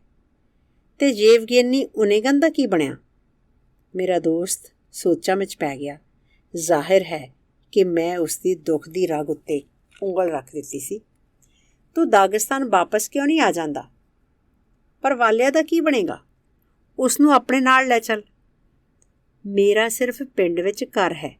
ਵਾਲਿਆ ਨੂੰ ਲੈ ਕੇ ਮੈਂ ਉੱਥੇ ਨਹੀਂ ਜਾ ਸਕਦਾ। ਉਹ ਤੇ ਮੇਰੀ ਮਾਂ ਇੱਕ ਦੂਜੀ ਨਾਲ ਗੱਲ ਵੀ ਨਹੀਂ ਕਰ ਸਕਣਗੀਆਂ। ਜਾਂ ਤੇਰਾ ਖਿਆਲ ਹੈ ਕਿ ਅਸੀਂ ਇੱਕ ਦੁਭਾਸ਼ੀਆ ਵੀ ਨਾਲ ਲੈ ਜਾਈਏ ਤਾਂ ਕਿ ਮਾਂ ਵਾਲਿਆ ਨੂੰ ਤੇ ਵਾਲਿਆ ਮਾਂ ਨੂੰ ਸਮਝ ਸਕੇ। ਇਸ ਵਿਸ਼ੇ ਤੋਂ ਲਾਂਭੇ ਜਾਣ ਲਈ ਜਿਹੜਾ ਮੁਹੰਮਦ ਲਈ ਇੰਨਾ ਦੁਖਦਾਈ ਸੀ, ਮੈਂ ਉਸ ਦੇ, ਵਾਲਿਆ ਦੇ ਤੇ ਯੇਵਗੇਨੀ ਓਨੇਗਨ ਦੇ ਨਾਮ ਦਾ ਜਾਮ ਪੀਤਾ। ਅਗਲੀ ਵਾਰੀ ਜਦੋਂ ਮੈਂ ਮੁਹੰਮਦ ਨੂੰ ਮਿਲਣ ਆਇਆ ਤਾਂ ਵਾਲਿਆ ਨੇ ਮੈਨੂੰ ਦੱਸਿਆ ਕਿ ਉਹ ਹੁਣ ਬਿਲਕੁਲ ਵੱਖਰਾ ਆਦਮੀ ਹੈ। ਦਿਨ ਰਾਤ ਲਗਾਤਾਰ ਕਈ ਦਿਨ ਆਪਣਾ ਵਿਹਲਾ ਹਰ ਪਲ ਤੇ ਖਾਣੇ, ਨੀਂਦ ਤੇ ਆਰਾਮ ਦੀ ਕੀਮਤ ਉੱਤੇ ਵੀ ਉਹ ਬੈਠਾ ਲਿਖਦਾ ਰਹਿੰਦਾ ਸੀ। ਸਫ਼ੇ ਪਾੜਦਾ ਰਹਿੰਦਾ ਸੀ। ਉਹ ਮੁੜ ਕੇ ਲਿਖਦਾ ਤੇ ਲਿਖ ਕੇ ਪਾੜਦਾ ਰਹਿੰਦਾ। ਵਾਲਿਆ ਦੀ ਮਾਸੀ ਨੇ ਉਸ ਨੂੰ ਕੁਝ ਸਮਾਂ ਦੇਖਿਆ ਤੇ ਫਿਰ ਉਸਨੇ ਜਾਣਨ ਦੀ ਇੱਛਾ ਪ੍ਰਗਟ ਕੀਤੀ ਕਿ ਉਹ ਕੀ ਲਿਖ ਰਿਹਾ ਹੈ ਤੇ ਜੋ ਕੁਝ ਵੀ ਲਿਖ ਰਿਹਾ ਹੈ ਉਸ ਨੂੰ ਪਾੜ ਕਿਉਂ ਦਿੰਦਾ ਹੈ। ਮੈਂ ਕਵੀ ਬਣਨਾ ਚਾਹੁੰਦਾ ਹਾਂ, ਮੁਹੰਮਦ ਨੇ ਉਸ ਨੂੰ ਦੱਸਿਆ। ਮੈਂ ਯੇਵਗੇਨੀ ਓਨੇਗਨ ਦਾ ਅਨੁਵਾਦ ਕਰਨਾ ਚਾਹੁੰਦਾ ਹਾਂ। ਫਿਰ ਕੀ ਹੋਇਆ? ਤੂੰ ਆਪਣੇ ਆਪ ਨੂੰ ਕਿਉਂ ਇਸ ਤਰ੍ਹਾਂ ਮੁਸੀਬਤ ਵਿੱਚ ਪਾਇਆ ਹੋਇਆ ਹੈ? ਮੈਂ ਈਜ਼ਾ ਨਾਲ ਗੱਲ ਕਰਾਂਗੀ ਤੇ ਉਹ ਸਾਰਾ ਪ੍ਰਬੰਧ ਕਰ ਦੇਵੇਗਾ। ਓਹ ਨਹੀਂ ਪਿਆਰੀ ਮਾਸੀ, ਨਾ ਈਜ਼ਾ, ਨਾ ਹੀ ਉਸ ਦਾ ਮੁਖੀ ਤੇ ਨਾ ਹੀ ਉਸ ਦੀ ਪਤਨੀ ਤੇ ਨਾ ਹੀ ਕੋਈ ਹੋਰ ਮੈਨੂੰ ਕਵੀ ਬਣਾ ਸਕਦਾ ਹੈ। ਇਹ ਐਸੀ ਚੀਜ਼ ਹੈ ਜਿਹੜੀ ਮੈਂ ਸਿਰਫ ਆਪ ਹੀ ਕਰ ਸਕਦਾ ਹਾਂ। ਜਲਦੀ ਹੀ ਮਗਰੋਂ ਮੁਹੰਮਦ ਮੈਨੂੰ ਉਸ ਕਿਤਾਬ ਦੇ ਪਹਿਲੇ ਕਾਂਡ ਦਾ ਅਵਾਰ ਬੋਲੀ ਵਿੱਚ ਆਪਣਾ ਅਨੁਵਾਦ ਸੁਣਾ ਰਿਹਾ ਸੀ। 3 ਸਾਲ ਮਗਰੋਂ ਸਾਰੇ ਅਵਾਰ ਇਸ ਮਹਾਨ ਬਿਰਤਾਂਤਿਕ ਕਵਿਤਾ ਨੂੰ ਆਪਣੀ ਬੋਲੀ ਵਿੱਚ ਪੜ੍ਹ ਸਕਣ। ਕਿਸ ਦੀ ਫੋਟੋ ਛਾਪੀ ਜਾਏ? ਕਹਿੰਦੇ ਨੇ ਕਿ ਚੁਸਤ ਫੁਰਤ ਪਤਨੀਆਂ ਆਪਣੇ ਘਰ ਵਾਲਿਆਂ ਦੀ ਤਰੱਕੀ ਵਿੱਚ ਕੋਈ ਘੱਟ ਹਿੱਸਾ ਨਹੀਂ ਪਾਉਂਦੀਆਂ। ਹਾਂ, ਇਹੋ ਜਿਹੀਆਂ ਚੁਸਤ ਫੁਰਤ ਪਤਨੀਆਂ ਮੈਂ ਵੀ ਦੇਖੀਆਂ ਹੋਈਆਂ ਸਨ। ਸਾਡੇ ਇੱਕ ਕਵੀ ਦੀ, ਜਿਹੜਾ ਦਾਗਿਸਤਾਨ ਵਿੱਚ ਬੜਾ ਪ੍ਰਸਿੱਧ ਹੈ, ਬਿਲਕੁਲ ਇਸੇ ਤਰ੍ਹਾਂ ਦੀ ਪਤਨੀ ਹੈ। ਉਸ ਦਾ ਨਾਂ ਹੀ ਲਵੋ ਤਾਂ ਸਾਰੀ ਲੇਖਕ ਯੂਨੀਅਨ ਤੇ ਸਾਰੇ ਪ੍ਰਕਾਸ਼ਨ ਘਰ ਤੇ ਅਖਬਾਰ ਥਰ ਕੰਬਣ ਲੱਗ ਜਾਂਦੇ ਹਨ। ਮੈਂ ਵੀ ਉਸ ਤੋਂ ਕੁਝ ਡਰਦਾ ਸਾਂ ਤੇ ਉਸਨੂੰ ਜ਼ਰਾ ਆਪਣੇ ਹੱਕ ਵਿੱਚ ਕਰਨ ਲਈ ਸਗੋਂ ਉਸਦੇ ਪਤੀ ਦੀ ਫੋਟੋ ਵੀ ਆਪਣੇ ਦਫ਼ਤਰ ਵਿੱਚ ਲਟਕਾ ਲਈ ਸੀ। ਮੈਂ ਸੋਚਿਆ ਕਿ ਉਹ ਇਸ ਉੱਤੇ ਖੁਸ਼ ਹੋਵੇਗੀ ਤੇ ਮੇਰੇ ਨਾਲ ਕੁਝ ਨਰਮ ਵਰਤਾਓ ਕਰੇਗੀ, ਪਰ ਇਸ ਦਾ ਕੋਈ ਫਾਇਦਾ ਨਾ ਹੋਇਆ। ਇਹ ਵਿਅਰਥ ਸੀ ਕਿਉਂਕਿ ਮੇਰੇ ਦਫ਼ਤਰ ਵਿੱਚ ਟੰਗੀ ਉਸ ਦੇ ਪਤੀ ਦੀ ਫੋਟੋ ਨਾਲ ਇੱਕ ਵੀ ਕੋਪੇਕ ਵਾਧੂ ਨਹੀਂ ਸੀ ਆਉਂਦਾ। ਇੱਕ ਵਾਰੀ ਉਸਨੇ ਮੰਗ ਕੀਤੀ ਕਿ ਪ੍ਰਕਾਸ਼ਨ ਘਰ ਬਿਨਾਂ ਢਿੱਲ ਕੀਤਿਆਂ ਉਸ ਦੇ ਪਤੀ ਦਾ ਕਾਵਿ ਸੰਗ੍ਰਹਿ ਪ੍ਰਕਾਸ਼ਿਤ ਕਰੇ। ਮੈਨੇਜਰ ਨੇ ਉਸਨੂੰ ਕਿਹਾ ਕਿ ਉਸ ਸਾਲ ਲਈ ਪ੍ਰਕਾਸ਼ਨ ਯੋਜਨਾ ਤੈਅ ਹੋ ਚੁੱਕੀ ਹੈ ਤੇ ਬਦਲੀ ਨਹੀਂ ਜਾ ਸਕਦੀ, ਤੇ ਨਾਲੇ ਕਾਗਜ਼ ਦੀ ਥੁੜ ਹੈ, ਪਰ ਅਗਲੇ ਸਾਲ ਸ਼ਾਇਦ ਕੁਝ ਕੀਤਾ ਜਾ ਸਕੇ। ਤੂੰ ਬੇਸ਼ਰਮ ਆਦਮੀ, ਗੁੱਸੇ ਵਿੱਚ ਔਰਤ ਚਿল্ਲਾਈ, ਤੂੰ ਡਰਦਾ ਹੈ ਕਿ ਕਿਤੇ ਲੋਕੀ ਦੇਖ ਨਾ ਲੈਣ ਕਿ ਮੇਰੇ ਪਤੀ ਦੀ ਕਵਿਤਾ ਤੇਰੀ ਕਵਿਤਾ ਨਾਲੋਂ ਕਿੰਨੀ ਜ਼ਿਆਦਾ ਚੰਗੀ ਹੈ। ਇਸੇ ਕਰਕੇ ਤੂੰ ਮੈਨੂੰ ਕਾਗਜ਼ ਤੇ ਯੋਜਨਾਵਾਂ ਬਾਰੇ ਇਹ ਪਰੀ ਕਹਾਣੀਆਂ ਸੁਣਾਉਣ ਡਿਆ ਹੈ। ਯਾਦ ਰੱਖ, ਮੈਂ ਤੈਨੂੰ ਚੰਗੀ ਤਰ੍ਹਾਂ ਸਮਝਦੀ ਹਾਂ। ਮੈਂ ਤੇਰੀਆਂ ਗੱਲਾਂ ਵਿੱਚ ਨਹੀਂ ਆਉਣ ਵਾਲੀ। ਤੈਨੂੰ ਮੇਰੇ ਪਤੀ ਦਾ ਕਾਵਿ ਸੰਗ੍ਰਹਿ ਛਾਪਣਾ ਹੀ ਪਵੇਗਾ। ਇੰਨਾ ਕਹਿ ਕੇ ਉਹ ਪ੍ਰਕਾਸ਼ਨ ਘਰ ਦਾ ਦਰਵਾਜ਼ਾ ਜ਼ੋਰ ਦੀ ਬੰਦ ਕਰਦਿਆਂ ਚਲੀ ਗਈ। 2 ਘੰਟੇ ਮਗਰੋਂ ਮੈਨੇਜਰ ਦੇ ਮੇਜ਼ ਉੱਪਰਲਾ ਟੈਲੀਫੋਨ ਖੜਕਿਆ। ਇਲਾਕਾ ਪਾਰਟੀ ਕਮੇਟੀ ਦਾ ਸਕੱਤਰ ਬੋਲ ਰਿਹਾ ਸੀ। ਰੱਬ ਦੇ ਵਾਸਤੇ ਕੁਝ ਕਰ ਜਿਸ ਨਾਲ ਇਹ ਔਰਤ ਮੁੜ ਕੇ ਮੇਰੇ ਕੋਲ ਨਾ ਆਏ। ਸਕੱਤਰ ਨੇ ਵਾਸਤਾ ਪਾਇਆ। ਮੈਂ ਆਪਣੇ ਮੇਜ਼ ਦਾ ਸ਼ੀਸ਼ਾ ਮੁੜ ਕੇ ਨਹੀਂ ਬਦਲ ਸਕਦਾ। ਉਹ ਹੁਣੇ ਹੀ ਇਸ ਨੂੰ ਮੁੱਕੀਆਂ ਮਾਰ ਕੇ ਤੋੜ ਗਈ ਹੈ। ਕੀ ਖਿਆਲ ਕਰਦੇ ਹੋ ਸਿੱਟਾ ਕੀ ਨਿਕਲਿਆ? ਉਹਨਾਂ ਨੇ ਲਿਓ ਟਾਲਸਟਾਏ ਦੇ ਹਾਜੀ ਮੁਰਾਦ ਨੂੰ ਯੋਜਨਾ ਵਿੱਚੋਂ ਕੱਢ ਦਿੱਤਾ, ਨਾਲ ਹਮਜ਼ਾਦ ਦੀ ਲਿਖੀ ਬੱਚਿਆਂ ਦੀ ਕਿਤਾਬ ਕੱਢ ਦਿੱਤੀ, ਤੇ ਇਹਨਾਂ 2 ਕਿਤਾਬਾਂ ਦੀ ਥਾਂ ਉਸ ਜੰਗਜੂ ਔਰਤ ਦੇ ਘਰ ਵਾਲੇ ਦਾ ਕਾਵਿ ਸੰਗ੍ਰਹਿ ਰੱਖ ਦਿੱਤਾ। ਉਸ ਤੋਂ ਮਗਰੋਂ ਸਾਨੂੰ ਕੋਈ ਚੈਨ ਮਿਲਿਆ ਨਹੀਂ, ਬਿਲਕੁਲ ਨਹੀਂ। ਜਲਦੀ ਹੀ ਇੱਕ ਹੋਰ ਪੁਆੜਾ ਖੜਾ ਹੋ ਗਿਆ। ਐਤਕੀ ਇਸ ਦਾ ਕਾਰਨ ਇਹ ਸੀ ਕਿ ਕਵੀ ਦੀ ਫੋਟੋ ਕਾਵਿ ਸੰਗ੍ਰਹਿ ਉੱਤੇ ਨਹੀਂ ਸੀ ਛਪੀ। ਬੇਸ਼ਰਮ ਆਦਮੀ, ਉਸ ਦੀ ਗੁਸੈਲ ਪਤਨੀ ਚਿল্ਲਾਈ, ਤੁਸੀਂ ਨਹੀਂ ਚਾਹੁੰਦੇ ਕਿ ਲੋਕੀ ਦੇਖਣ ਕਿ ਮੇਰਾ ਪਤੀ ਤੁਹਾਡੇ ਸਾਰਿਆਂ ਨਾਲੋਂ ਕਿੰਨਾ ਜ਼ਿਆਦਾ ਖੂਬਸੂਰਤ ਹੈ। ਇਸੇ ਕਰਕੇ ਤੁਸੀਂ ਉਸ ਦੀ ਤਸਵੀਰ ਨਹੀਂ ਛਾਪੀ। ਨਹੀਂ, ਇਸ ਕਰਕੇ ਨਹੀਂ, ਪ੍ਰਕਾਸ਼ਨ ਘਰ ਦੇ ਮੈਨੇਜਰ ਨੇ ਜਵਾਬ ਦਿੱਤਾ। ਸਾਨੂੰ ਸਿਰਫ ਇਹ ਪਤਾ ਨਹੀਂ ਸੀ ਲੱਗਦਾ ਕਿ ਕਿਸ ਦੀ ਤਸਵੀਰ ਛਾਪੀਏ, ਤੇਰੀ ਕਿ ਤੇਰੇ ਪਤੀ ਦੀ। ਕੀ ਪਤਾ, ਔਰਤ ਬਰਾਛਾਂ ਚੌੜੀਆਂ ਕਰਦੀ ਹੋਈ ਬੋਲੀ। ਮੈਂ ਨਾ ਹੁੰਦੀ ਤੇ ਉਸਨੇ ਕਵੀ ਵੀ ਬਣ ਸਕਣਾ ਸੀ ਜਾਂ ਨਹੀਂ? ਅਬੂ ਤਾਲਬ ਤੇ ਹਾਤਿਮਾਤ ਦੀ ਕਹਾਣੀ। ਅਬੂ ਤਾਲਬ ਪਹਿਲਾਂ ਗਡਰੀਏ ਦਾ ਕੰਮ ਕਰਦਾ ਸੀ, ਪਰ ਮਗਰੋਂ ਜਦੋਂ ਕਲਈਗਰ ਦਾ ਕਿੱਤਾ ਉਸ ਦੇ ਮਨ ਲੱਗ ਗਿਆ, ਉਦੋਂ ਵੀ ਉਹ ਆਪਣੀ ਗਡਰੀਏ ਵਾਲੀ ਵੰਝਲੀ ਨਾਲ ਚੁੱਕੀ ਫਿਰਦਾ ਹੁੰਦਾ ਸੀ ਤੇ ਜਦੋਂ ਵੀ ਸਮਾਂ ਮਿਲਦਾ ਵਜਾਇਆ ਕਰਦਾ ਸੀ। ਆਪਣੇ ਨਵੇਂ ਕਿੱਤੇ ਕਾਰਨ ਉਸ ਨੂੰ ਪਿੰਡੋਂ ਪਿੰਡ ਜਾਣਾ ਪੈਂਦਾ। ਸੋ ਇਸ ਤਰ੍ਹਾਂ ਹੋਇਆ ਏ ਕਿ ਕੁਝ ਲੋਕਾਂ ਦੇ ਕਹਿਣ ਅਨੁਸਾਰ ਕੂਲੀ ਪਿੰਡ ਵਿੱਚ, ਭਾਵੇਂ ਕਈ ਕੁਮੁਖੀ ਪਿੰਡ ਦਾ ਨਾਂ ਲੈਂਦੇ ਹਨ, ਹਾਤਿਮਾਤ ਨਾਂ ਦੀ ਇੱਕ ਪਤਲੀ ਜਿਹੀ ਮੁਟਿਆਰ ਅਬੂ ਤਾਲਬ ਕੋਲ ਆਪਣੀ ਗਾਗਰ ਲੈ ਕੇ ਆਈ। ਅਬੂ ਤਾਲਬ ਨੇ ਇਸ ਦੀ ਮੁਰੰਮਤ ਕਰਦਿਆਂ ਸਮਾਂ ਲਾ ਦਿੱਤਾ। ਉਸਨੇ ਗਾਗਰ ਲਾਂਭੇ ਰੱਖ ਦਿੱਤੀ ਤੇ ਪਹਿਲਾਂ ਸਿਗਰਟ ਪੀਤੀ ਤੇ ਫਿਰ ਆਪਣੀ ਵੰਝਲੀ ਵਜਾਈ, ਜਾਂ ਫਿਰ ਹਾਤਿਮਾਤ ਨੂੰ ਹਰ ਤਰ੍ਹਾਂ ਦੀਆਂ ਝੂਠੀਆਂ ਸੱਚੀਆਂ ਕਹਾਣੀਆਂ ਉਹ ਸੁਣਾਉਣ ਲੱਗਾ। ਹਾਤਿਮਾਤ ਕਾਹਲੀ ਪੈ ਗਈ ਤੇ ਕੋਸ਼ਿਸ਼ ਕਰਨ ਲੱਗੀ ਕਿ ਉਹ ਜਲਦੀ ਕਰੇ। ਤੂੰ ਘੱਟੋ ਘੱਟ ਆਪਣੀਆਂ ਸਿਗਰਟਾਂ ਛੋਟੀਆਂ ਕਰ ਸਕਦਾ ਹੈ, ਉਸਨੇ ਤਰਲਾ ਪਾਇਆ। ਕੀ ਕਹਿੰਦੀ ਹੈ ਪਿਆਰੀ ਹਾਤਿਮਾਤ, ਹੁਣ ਤਾਂ ਮੈਂ ਇਹ ਗਜ਼ ਲੰਮੀਆਂ ਬਣਾਇਆ ਕਰਾਂਗਾ। ਆਖਰ ਕੁੜੀ ਬੜੇ ਗੁੱਸੇ ਵਿੱਚ ਆਈ ਤੇ ਅਬੂ ਤਾਲਬ ਨੂੰ ਗਾਗਰ ਮੋੜਨੀ ਪਈ।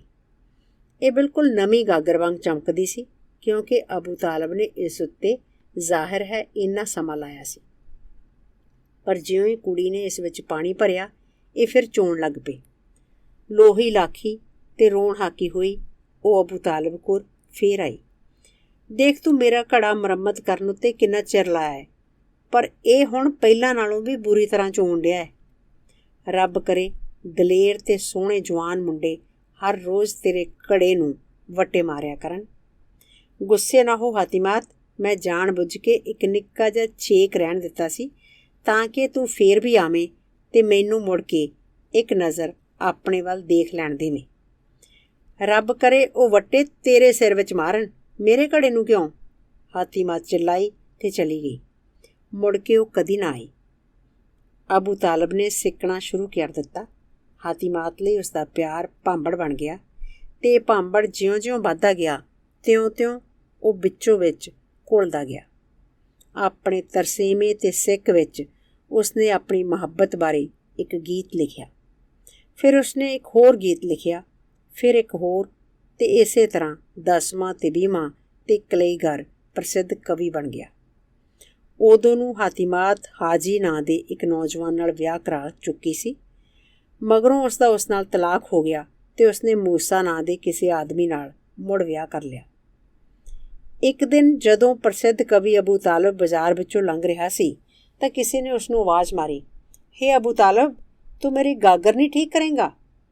ਕਵੀ ਨੇ ਮੁੜ ਕੇ ਦੇਖਿਆ ਤੇ ਹਾਤਿਮਾਤ ਉਸਦੀ ਨਜ਼ਰੀ ਪਈ, ਬੁੱਢੀ, ਕੁੱਬੀ ਤੇ ਬਿਮਾਰ। ਮੇਰਾ ਖਿਆਲ ਹੈ ਕਿ ਤੈਨੂੰ ਇੰਨਾ ਘਮੰਡ ਹੋ ਗਿਆ ਹੈ ਅਬੂ ਤਾਲਬ, ਤੂੰ ਹੁਣ ਇਹ ਕੰਮ ਨਹੀਂ ਕਰੇਂਗਾ। ਕੋਈ ਅਜੀਬ ਗੱਲ ਨਹੀਂ, ਤੂੰ ਹੁਣ ਪਾਰਲੀਮੈਂਟ ਦਾ ਮੈਂਬਰ ਹੈ ਤੇ ਸਰਕਾਰੀ ਤਗਮਾ ਤੇਰੀ ਛਾਤੀ ਉੱਤੇ ਲੱਗਾ ਹੋਇਆ ਹੈ।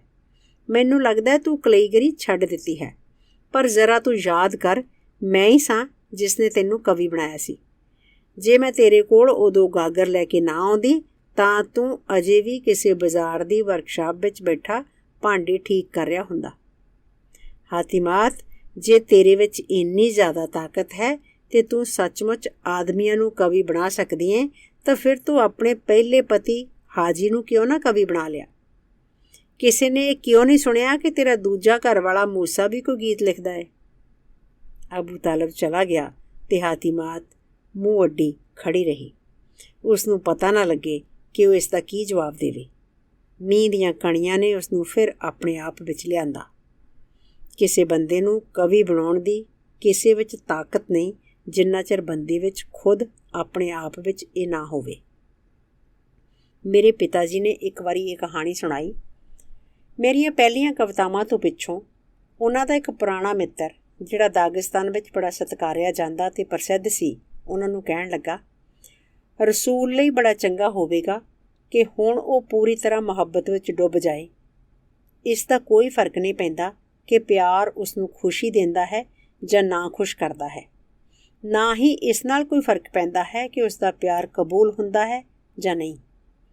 ਅਸਲ ਵਿੱਚ ਸਭ ਤੋਂ ਚੰਗੀ ਗੱਲ ਸ਼ਾਇਦ ਅਸਫਲ ਪਿਆਰ ਹੋਵੇਗਾ, ਜਿਹੜਾ ਉਸਨੂੰ ਸਿਵਾਏ ਕਸ਼ਟ ਦੇ ਹੋਰ ਕੁਝ ਨਾ ਦੇਵੇ।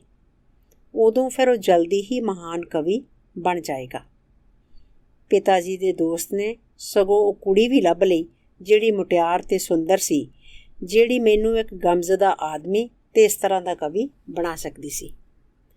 ਪਿਤਾ ਜੀ ਨੇ ਆਪਣੇ ਦੋਸਤ ਨੂੰ ਕਿਹਾ, ਦੇਖ, ਦੁਨੀਆ ਭਰ ਵਿੱਚ ਕਿੰਨੇ ਨੌਜਵਾਨ ਮੁਹੱਬਤ ਕਰ ਰਹੇ ਨੇ, ਕੀ ਉਹ ਸਾਰੇ ਕਵੀ ਨੇ? ਡੂੰਘੀ ਤਰ੍ਹਾਂ ਮੁਹੱਬਤ ਕਰਨ ਲਈ ਕਲਾ ਕੌਸ਼ਲਤਾ ਦੀ ਲੋੜ ਹੁੰਦੀ ਹੈ। ਸ਼ਾਇਦ ਪਿਆਰ ਲਈ ਕਲਾ ਕੌਸ਼ਲਤਾ ਵਧੇਰੇ ਮਹੱਤਵਪੂਰਨ ਹੈ, ਨਾ ਕਿ ਕਲਾ ਕੌਸ਼ਲਤਾ ਲਈ ਪਿਆਰ। ਮੈਂ ਇਨਕਾਰ ਨਹੀਂ ਕਰਦਾ ਕਿ ਮੁਹੱਬਤ ਕਲਾ ਕੌਸ਼ਲਤਾ ਨੂੰ ਪਾਲਦੀ ਹੈ, ਪਰ ਇਹ ਇਸ ਦੀ ਥਾਂ ਨਹੀਂ ਲੈ ਸਕਦੀ। ਨਫ਼ਰਤ ਲਈ ਵੀ ਇਹੋ ਗੱਲ ਠੀਕ ਹੈ ਜੋ ਕਿ ਮੁਹੱਬਤ ਤੋਂ ਬਿਲਕੁਲ ਉਲਟ ਚੀਜ਼ ਹੈ। ਪਰ ਮਹਿਮੂਦ ਨੂੰ ਹੀ ਲਓ, ਮੁਹੱਬਤ ਦੇ ਗੀਤ ਗਾਉਣ ਵਾਲੇ ਨੂੰ। ਤੇਰੀ ਗੱਲ ਠੀਕ ਹੈ, ਕਵੀ ਵਜੋਂ ਮਹਿਮੂਦ ਨੂੰ ਜਿਸ ਤਰ੍ਹਾਂ ਦਾ ਅਸੀਂ ਜਾਣਦੇ ਹਾਂ ਉਸ ਤਰ੍ਹਾਂ ਦਾ ਉਸਨੂੰ ਬਣਾਉਣ ਲਈ ਉਹ ਆਪਣੀ ਪ੍ਰੇਮਿਕਾ ਦਾ ਦੇਣਦਾਰ ਸੀ। ਪਰ ਮੈਨੂੰ ਯਕੀਨ ਹੈ ਜੇ ਉਸਦੀ ਪ੍ਰੇਮਿਕਾ ਕਦੀ ਵੀ ਨਾ ਹੋਈ ਹੁੰਦੀ, ਮਹਿਮੂਦ ਤਾਂ ਵੀ ਮਹਾਨ ਕਵੀ ਬਣ ਜਾਂਦਾ। ਉਸਦੀ ਖੋਜੀ ਤੇ ਬਾਗੀ ਆਤਮਾ ਕੋਈ ਨਾ ਕੋਈ ਰਾਹ ਲੱਭ ਲੈਂਦੀ, ਜਿਸ ਤਰ੍ਹਾਂ ਘਾਹ ਦਾ ਨਰਮ ਜਿਹਾ ਤਿਣਕਾ ਕਾਲੀ ਸਿੱਲੀ ਭਾਰੀ ਮਿੱਟੀ ਵਿੱਚੋਂ ਦੀ ਸੂਰਜ ਵੱਲ ਨੂੰ ਆਪਣਾ ਰਸਤਾ ਲੱਭ ਲੈਂਦਾ ਹੈ। ਕਈ ਵਾਰੀ ਘਾਹ ਪੱਥਰਾਂ ਦੇ ਹੇਠੋਂ ਦੀ ਵੀ ਆਪਣਾ ਰਾਹ ਬਣਾ ਲੈਂਦਾ ਹੈ। ਇਸ ਨਾਲ ਸਹਿਮਤ ਨਾ ਹੋਣਾ ਮੁਸ਼ਕਲ ਹੈ ਕਿ ਜਿਸ ਤਰ੍ਹਾਂ ਅੱਗ ਸੁੱਕੀਆਂ ਲੱਕੜਾਂ ਉੱਤੇ ਪਲਦੀ ਹੈ, ਇਸੇ ਤਰ੍ਹਾਂ ਕਲਾ ਕੌਸ਼ਲਤਾ ਤਕੜੀਆਂ ਮਨੁੱਖੀ ਭਾਵਨਾਵਾਂ ਉੱਤੇ, ਪਿਆਰ ਤੇ ਨਫ਼ਰਤ ਉੱਤੇ ਪਲਦੀ ਹੈ ਤੇ ਕਵਿਤਾ ਮਿੱਠੀਆਂ ਮੁਸਕਾਨਾਂ ਤੇ ਕੌੜੇ ਹੰਝੂਆਂ ਤੋਂ ਜਨਮ ਲੈਂਦੀ ਹੈ। ਪਰ ਮੈਂ ਜਿਹੜੀ ਗੱਲ ਕਹਿਣਾ ਚਾਹੁੰਦਾ ਹਾਂ, ਹੇਠਲੀਆਂ ਦੋ ਉਦਾਹਰਨਾਂ ਉਸ ਨੂੰ ਸਭ ਤੋਂ ਵੱਧ ਸਪਸ਼ਟ ਕਰਦੀਆਂ ਹਨ। ਉਸ ਮਾਂ ਦੇ ਦੁੱਖ ਦੇ ਬਰਾਬਰ ਹੋਰ ਕਿਹੜਾ ਦੁੱਖ ਹੋ ਸਕਦਾ ਹੈ ਜਿਸ ਦਾ ਬੇਟਾ ਮਰ ਗਿਆ ਹੈ। ਨਡੋਏ ਲਈ ਭੀੜ ਜਮ੍ਹਾਂ ਹੋ ਗਈ ਹੈ, ਪਰ ਮਾਂ ਚੁੱਪ ਹੈ। ਉਸ ਦੀਆਂ ਗੱਲਾਂ ਉੱਤੇ ਹੰਝੂ ਵਹਿ ਰਹੇ ਹਨ। ਉਹ ਆਪਣਾ ਦੁੱਖ ਲਫ਼ਜ਼ਾਂ ਵਿੱਚ ਨਹੀਂ ਪ੍ਰਗਟ ਕਰ ਸਕਦੀ, ਜਿਹੜੇ ਦੂਜਿਆਂ ਨੂੰ ਵੀ ਇੰਨਾ ਹੀ ਬੁਰੀ ਤਰ੍ਹਾਂ ਰਵਾ ਦੇਣ ਜਿੰਨਾ ਉਹ ਆਪ ਰੋ ਰਹੀ ਹੈ। ਫਿਰ ਪੇਸ਼ੇਵਰ ਨੈਣਾ ਸਾਹਮਣੇ ਆਉਂਦੀਆਂ ਹਨ। ਉਹਨਾਂ ਦੀਆਂ ਅੱਖਾਂ ਵਿੱਚ ਕੋਈ ਹੰਝੂ ਨਹੀਂ, ਕਿਉਂਕਿ ਦੁੱਖ ਉਹਨਾਂ ਦਾ ਆਪਣਾ ਨਹੀਂ, ਕਿਸੇ ਹੋਰ ਦਾ ਹੈ। ਤਾਂ ਵੀ ਜਿਉਂ ਹੀ ਉਹ ਆਪਣੀ ਖੌਫਨਾਕ ਕਲਾ ਨੂੰ ਲਫ਼ਜ਼ਾਂ ਦਾ ਰੂਪ ਦਿੰਦੀਆਂ ਹਨ, ਆਸ-ਪਾਸ ਦੇ ਸਾਰੇ ਲੋਕ ਸਿਸਕੀਆਂ ਭਰਨ ਲੱਗ ਪੈਂਦੇ ਹਨ। ਮੈਂ ਉਹਨਾਂ ਦੀ ਕਲਾ ਨੂੰ ਭਿਆਨਕ ਕਹਿੰਦਾ ਹਾਂ, ਅਤੇ ਸੱਚਮੁੱਚ ਇਹ ਭਿਆਨਕ ਹੈ, ਕਿਉਂਕਿ ਇਹ ਜ਼ਾਲਮ ਹੈ। ਇਹ ਕੋਈ ਹੈਰਾਨੀ ਦੀ ਗੱਲ ਨਹੀਂ ਜੇ ਇਸਲਾਮ ਇਹ ਦਾਅਵਾ ਕਰਦਾ ਹੈ ਕਿ ਆਉਂਦੀ ਦੁਨੀਆ ਵਿੱਚ ਦੰਭੀਆਂ, 420 ਅਤੇ ਭੰਡੀ ਕਰਨ ਵਾਲਿਆਂ ਦੇ ਨਾਲ ਨਾਲ ਇਹੋ ਜਿਹੇ ਰਵਾਉਣ ਵਾਲੇ ਵੀ ਸਦੀਵੀ ਅਗਨ ਕੁੰਡ ਵਿੱਚ ਡਿੱਗਣਗੇ। ਪਰ ਐਸੀ ਕਲਾ ਦਾ ਕੀ ਕੀਤਾ ਜਾ ਸਕਦਾ ਹੈ ਜਿਸ ਦਾ ਇੱਕੋ ਇੱਕ ਨਿਸ਼ਾਨਾ ਲੋਕਾਂ ਨੂੰ ਰਵਾਉਣਾ ਹੋਵੇ। ਇਸ ਦੇ ਉਲਟ ਉਸ ਮਾਂ ਪਿਓ ਦੀ ਖੁਸ਼ੀ ਦੇ ਬਰਾਬਰ ਹੋਰ ਕਿਹੜੀ ਖੁਸ਼ੀ ਹੋਵੇਗੀ ਜਿਨ੍ਹਾਂ ਦਾ ਬੇਟਾ ਵੱਡਾ ਹੋਇਆ, ਤਕੜਾ ਹੋਇਆ ਅਤੇ ਜਵਾਨੀ ਚੜ੍ਹਿਆ, ਅਤੇ ਜਿਸ ਦਾ ਹੁਣ ਵਿਆਹ ਹੋਣ ਵਾਲਾ ਹੈ।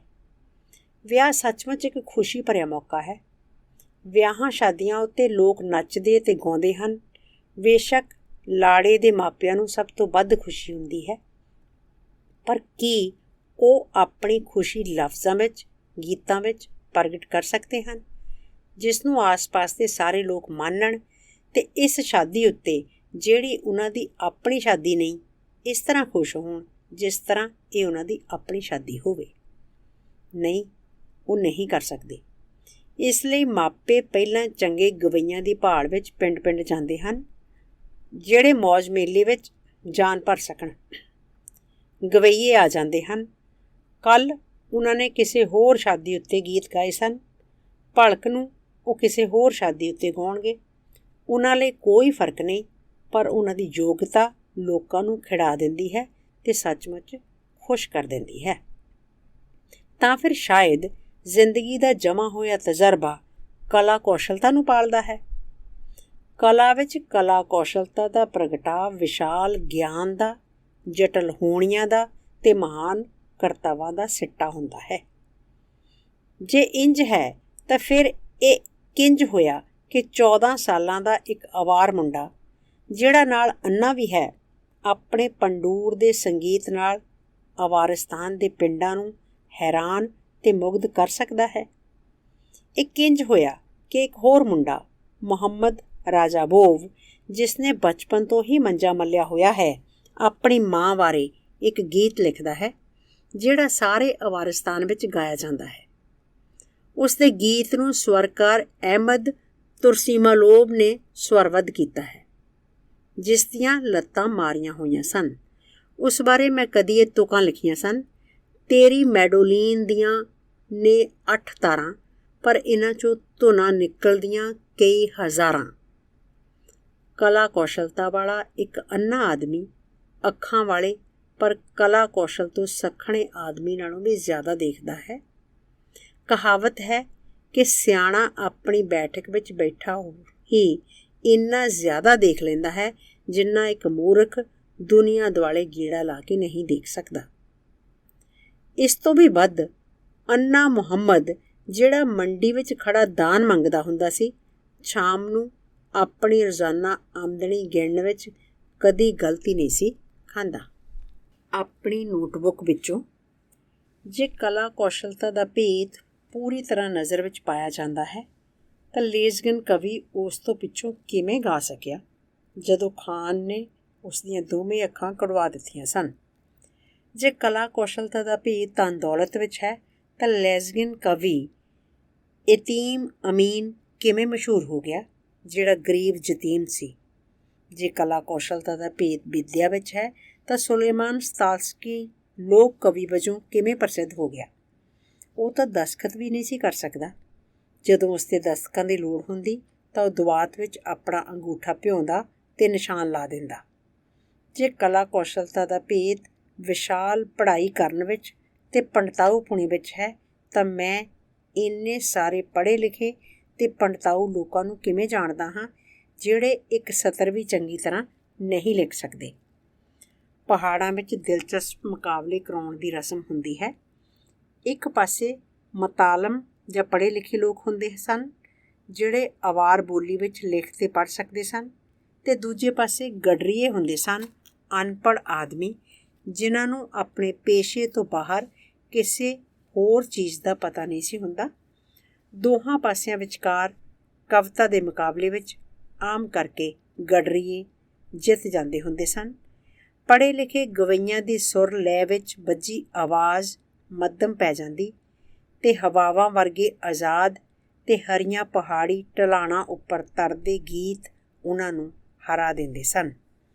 ਪਰ ਦੋਵੇਂ ਧਿਰਾਂ ਐਸੇ ਕਵੀਆਂ ਤੋਂ ਹਾਰ ਖਾ ਜਾਂਦੀਆਂ ਸਨ ਜਿਹੜੇ ਇੱਕੋ ਵੇਲੇ ਗਡਰੀਏ ਅਤੇ ਮਤਾਲਮ ਹੁੰਦੇ ਸਨ।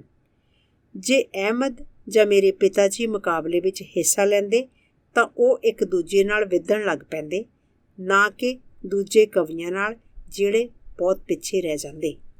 ਜਾਂ ਸ਼ਾਇਦ ਕਲਾ ਕੌਸ਼ਲਤਾ ਦਾ ਭੇਦ ਅਕਲ ਵਿੱਚ ਪਾਇਆ ਜਾਂਦਾ ਹੈ। ਪਰ ਸਾਨੂੰ ਮਾਸਕੋ ਵਿੱਚ ਵੀ ਅਤੇ ਵਿਦੇਸ਼ਾਂ ਵਿੱਚ ਵੀ ਬੇਹੱਦ ਅਕਲਮੰਦ ਬੰਦੇ ਮਿਲੇ ਹਨ। ਜੇ ਇੱਕਦਮ ਕਾਵਕ ਰੂਪ ਵਿੱਚ ਜਾਂ ਨਾਵਲ ਜਾਂ ਕਹਾਣੀ ਦੇ ਰੂਪ ਵਿੱਚ ਸਾਕਾਰ ਕੀਤਾ ਜਾਏ ਤਾਂ ਉਹਨਾਂ ਦੀ ਸਿਆਣਪ ਕਲਾ ਦੀਆਂ ਅਨਮੋਲ ਕਿਰਤਾਂ ਪੈਦਾ ਕਰ ਸਕਦੀ ਹੈ। ਤਾਂ ਵੀ ਕੁਝ ਉਹਨਾਂ ਦੇ ਚੁਸਤ ਵਿਚਾਰਾਂ ਨੂੰ ਕਲਮਾਂ ਦੀਆਂ ਨੋਕਾਂ ਤੋਂ ਹੇਠਾਂ ਆਉਣ ਅਤੇ ਕਾਗਜ਼ ਉੱਪਰ ਟਿਕਣ ਤੋਂ ਰੋਕਦਾ ਰਹਿੰਦਾ ਹੈ। ਉਹਨਾਂ ਦੇ ਚੁਸਤ ਵਿਚਾਰ ਹਵਾਵਾਂ ਵਿੱਚ ਖਿੱਲਰ ਜਾਂਦੇ ਹਨ ਜਾਂ ਉਹਨਾਂ ਦੇ ਨਾਲ ਹੀ ਕਬਰਾਂ ਵਿੱਚ ਚਲੇ ਜਾਂਦੇ ਹਨ।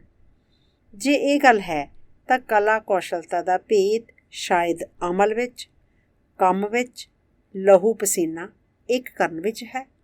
ਮੈਂ ਕਿੰਨੀ ਵਾਰੀ ਇਹ ਕਿਹਾ ਜਾਂਦਾ ਸੁਣਿਆ ਹੈ ਕਿ ਕਲਾ ਕੌਸ਼ਲਤਾ ਦੀ ਆਪਣੇ ਆਪ ਵਿੱਚ ਆਜ਼ਾਦ ਹੋਂਦ ਕੋਈ ਨਹੀਂ।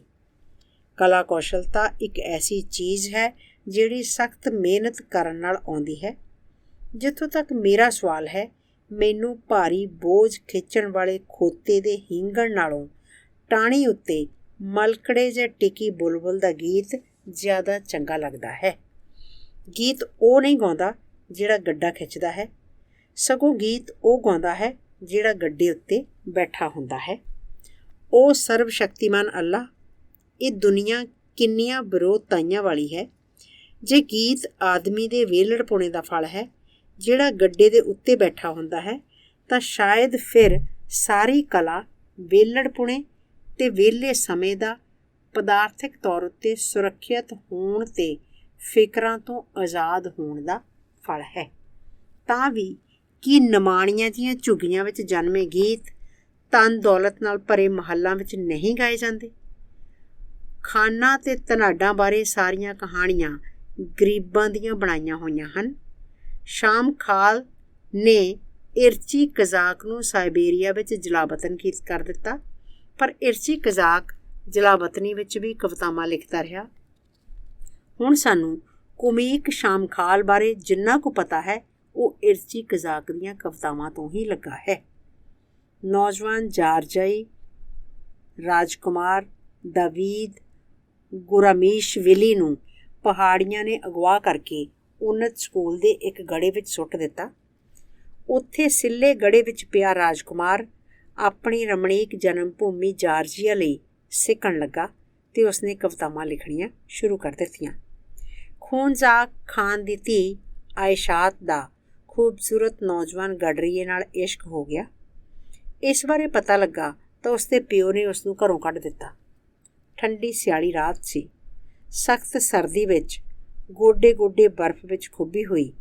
ਜਦ ਚੀਰਵੀਂ ਹਵਾ ਉਸਦੇ ਹਲਕੇ ਜਿਹੇ ਕੱਪੜਿਆਂ ਨੂੰ ਪਾੜ ਰਹੀ ਸੀ ਤਾਂ ਆਇਸ਼ਾਤ ਨੇ ਆਪਣਾ ਪਹਿਲਾ ਗੀਤ ਲਿਖਿਆ। ਜੇ ਇਹ ਗੱਲ ਹੈ ਤਾਂ ਕਲਾ ਕੌਸ਼ਲਤਾ ਦਾ ਭੇਦ ਸ਼ਾਇਦ ਮਨੁੱਖਾ ਕਮਜ਼ੋਰੀ ਅਤੇ ਕੰਗਾਲੀ ਵਿੱਚ ਹੈ। ਸ਼ਾਇਦ ਬਦਕਿਸਮਤੀ ਅਤੇ ਗਮ ਤੋਂ ਸਭ ਤੋਂ ਚੰਗੇ ਗੀਤ ਪੈਦਾ ਹੁੰਦੇ ਹਨ। ਕਵਿਤਾ ਤੂੰ ਕੀ ਹੈ ਅਤੇ ਤੈਨੂੰ ਕਿਸ ਚੀਜ਼ ਦੀ ਲੋੜ ਹੈ? ਤੂੰ ਬਾਤੀ ਰਾਏ ਕੋਲ ਉਦੋਂ ਗਈ ਜਦੋਂ ਉਹ ਬੁੱਢਾ ਬਿਮਾਰ ਅਤੇ ਭੁੱਖਾ ਭਾਣਾ ਠੰਡੇ ਚੁੱਲ੍ਹੇ ਕੋਲ ਬੈਠਾ ਸੀ।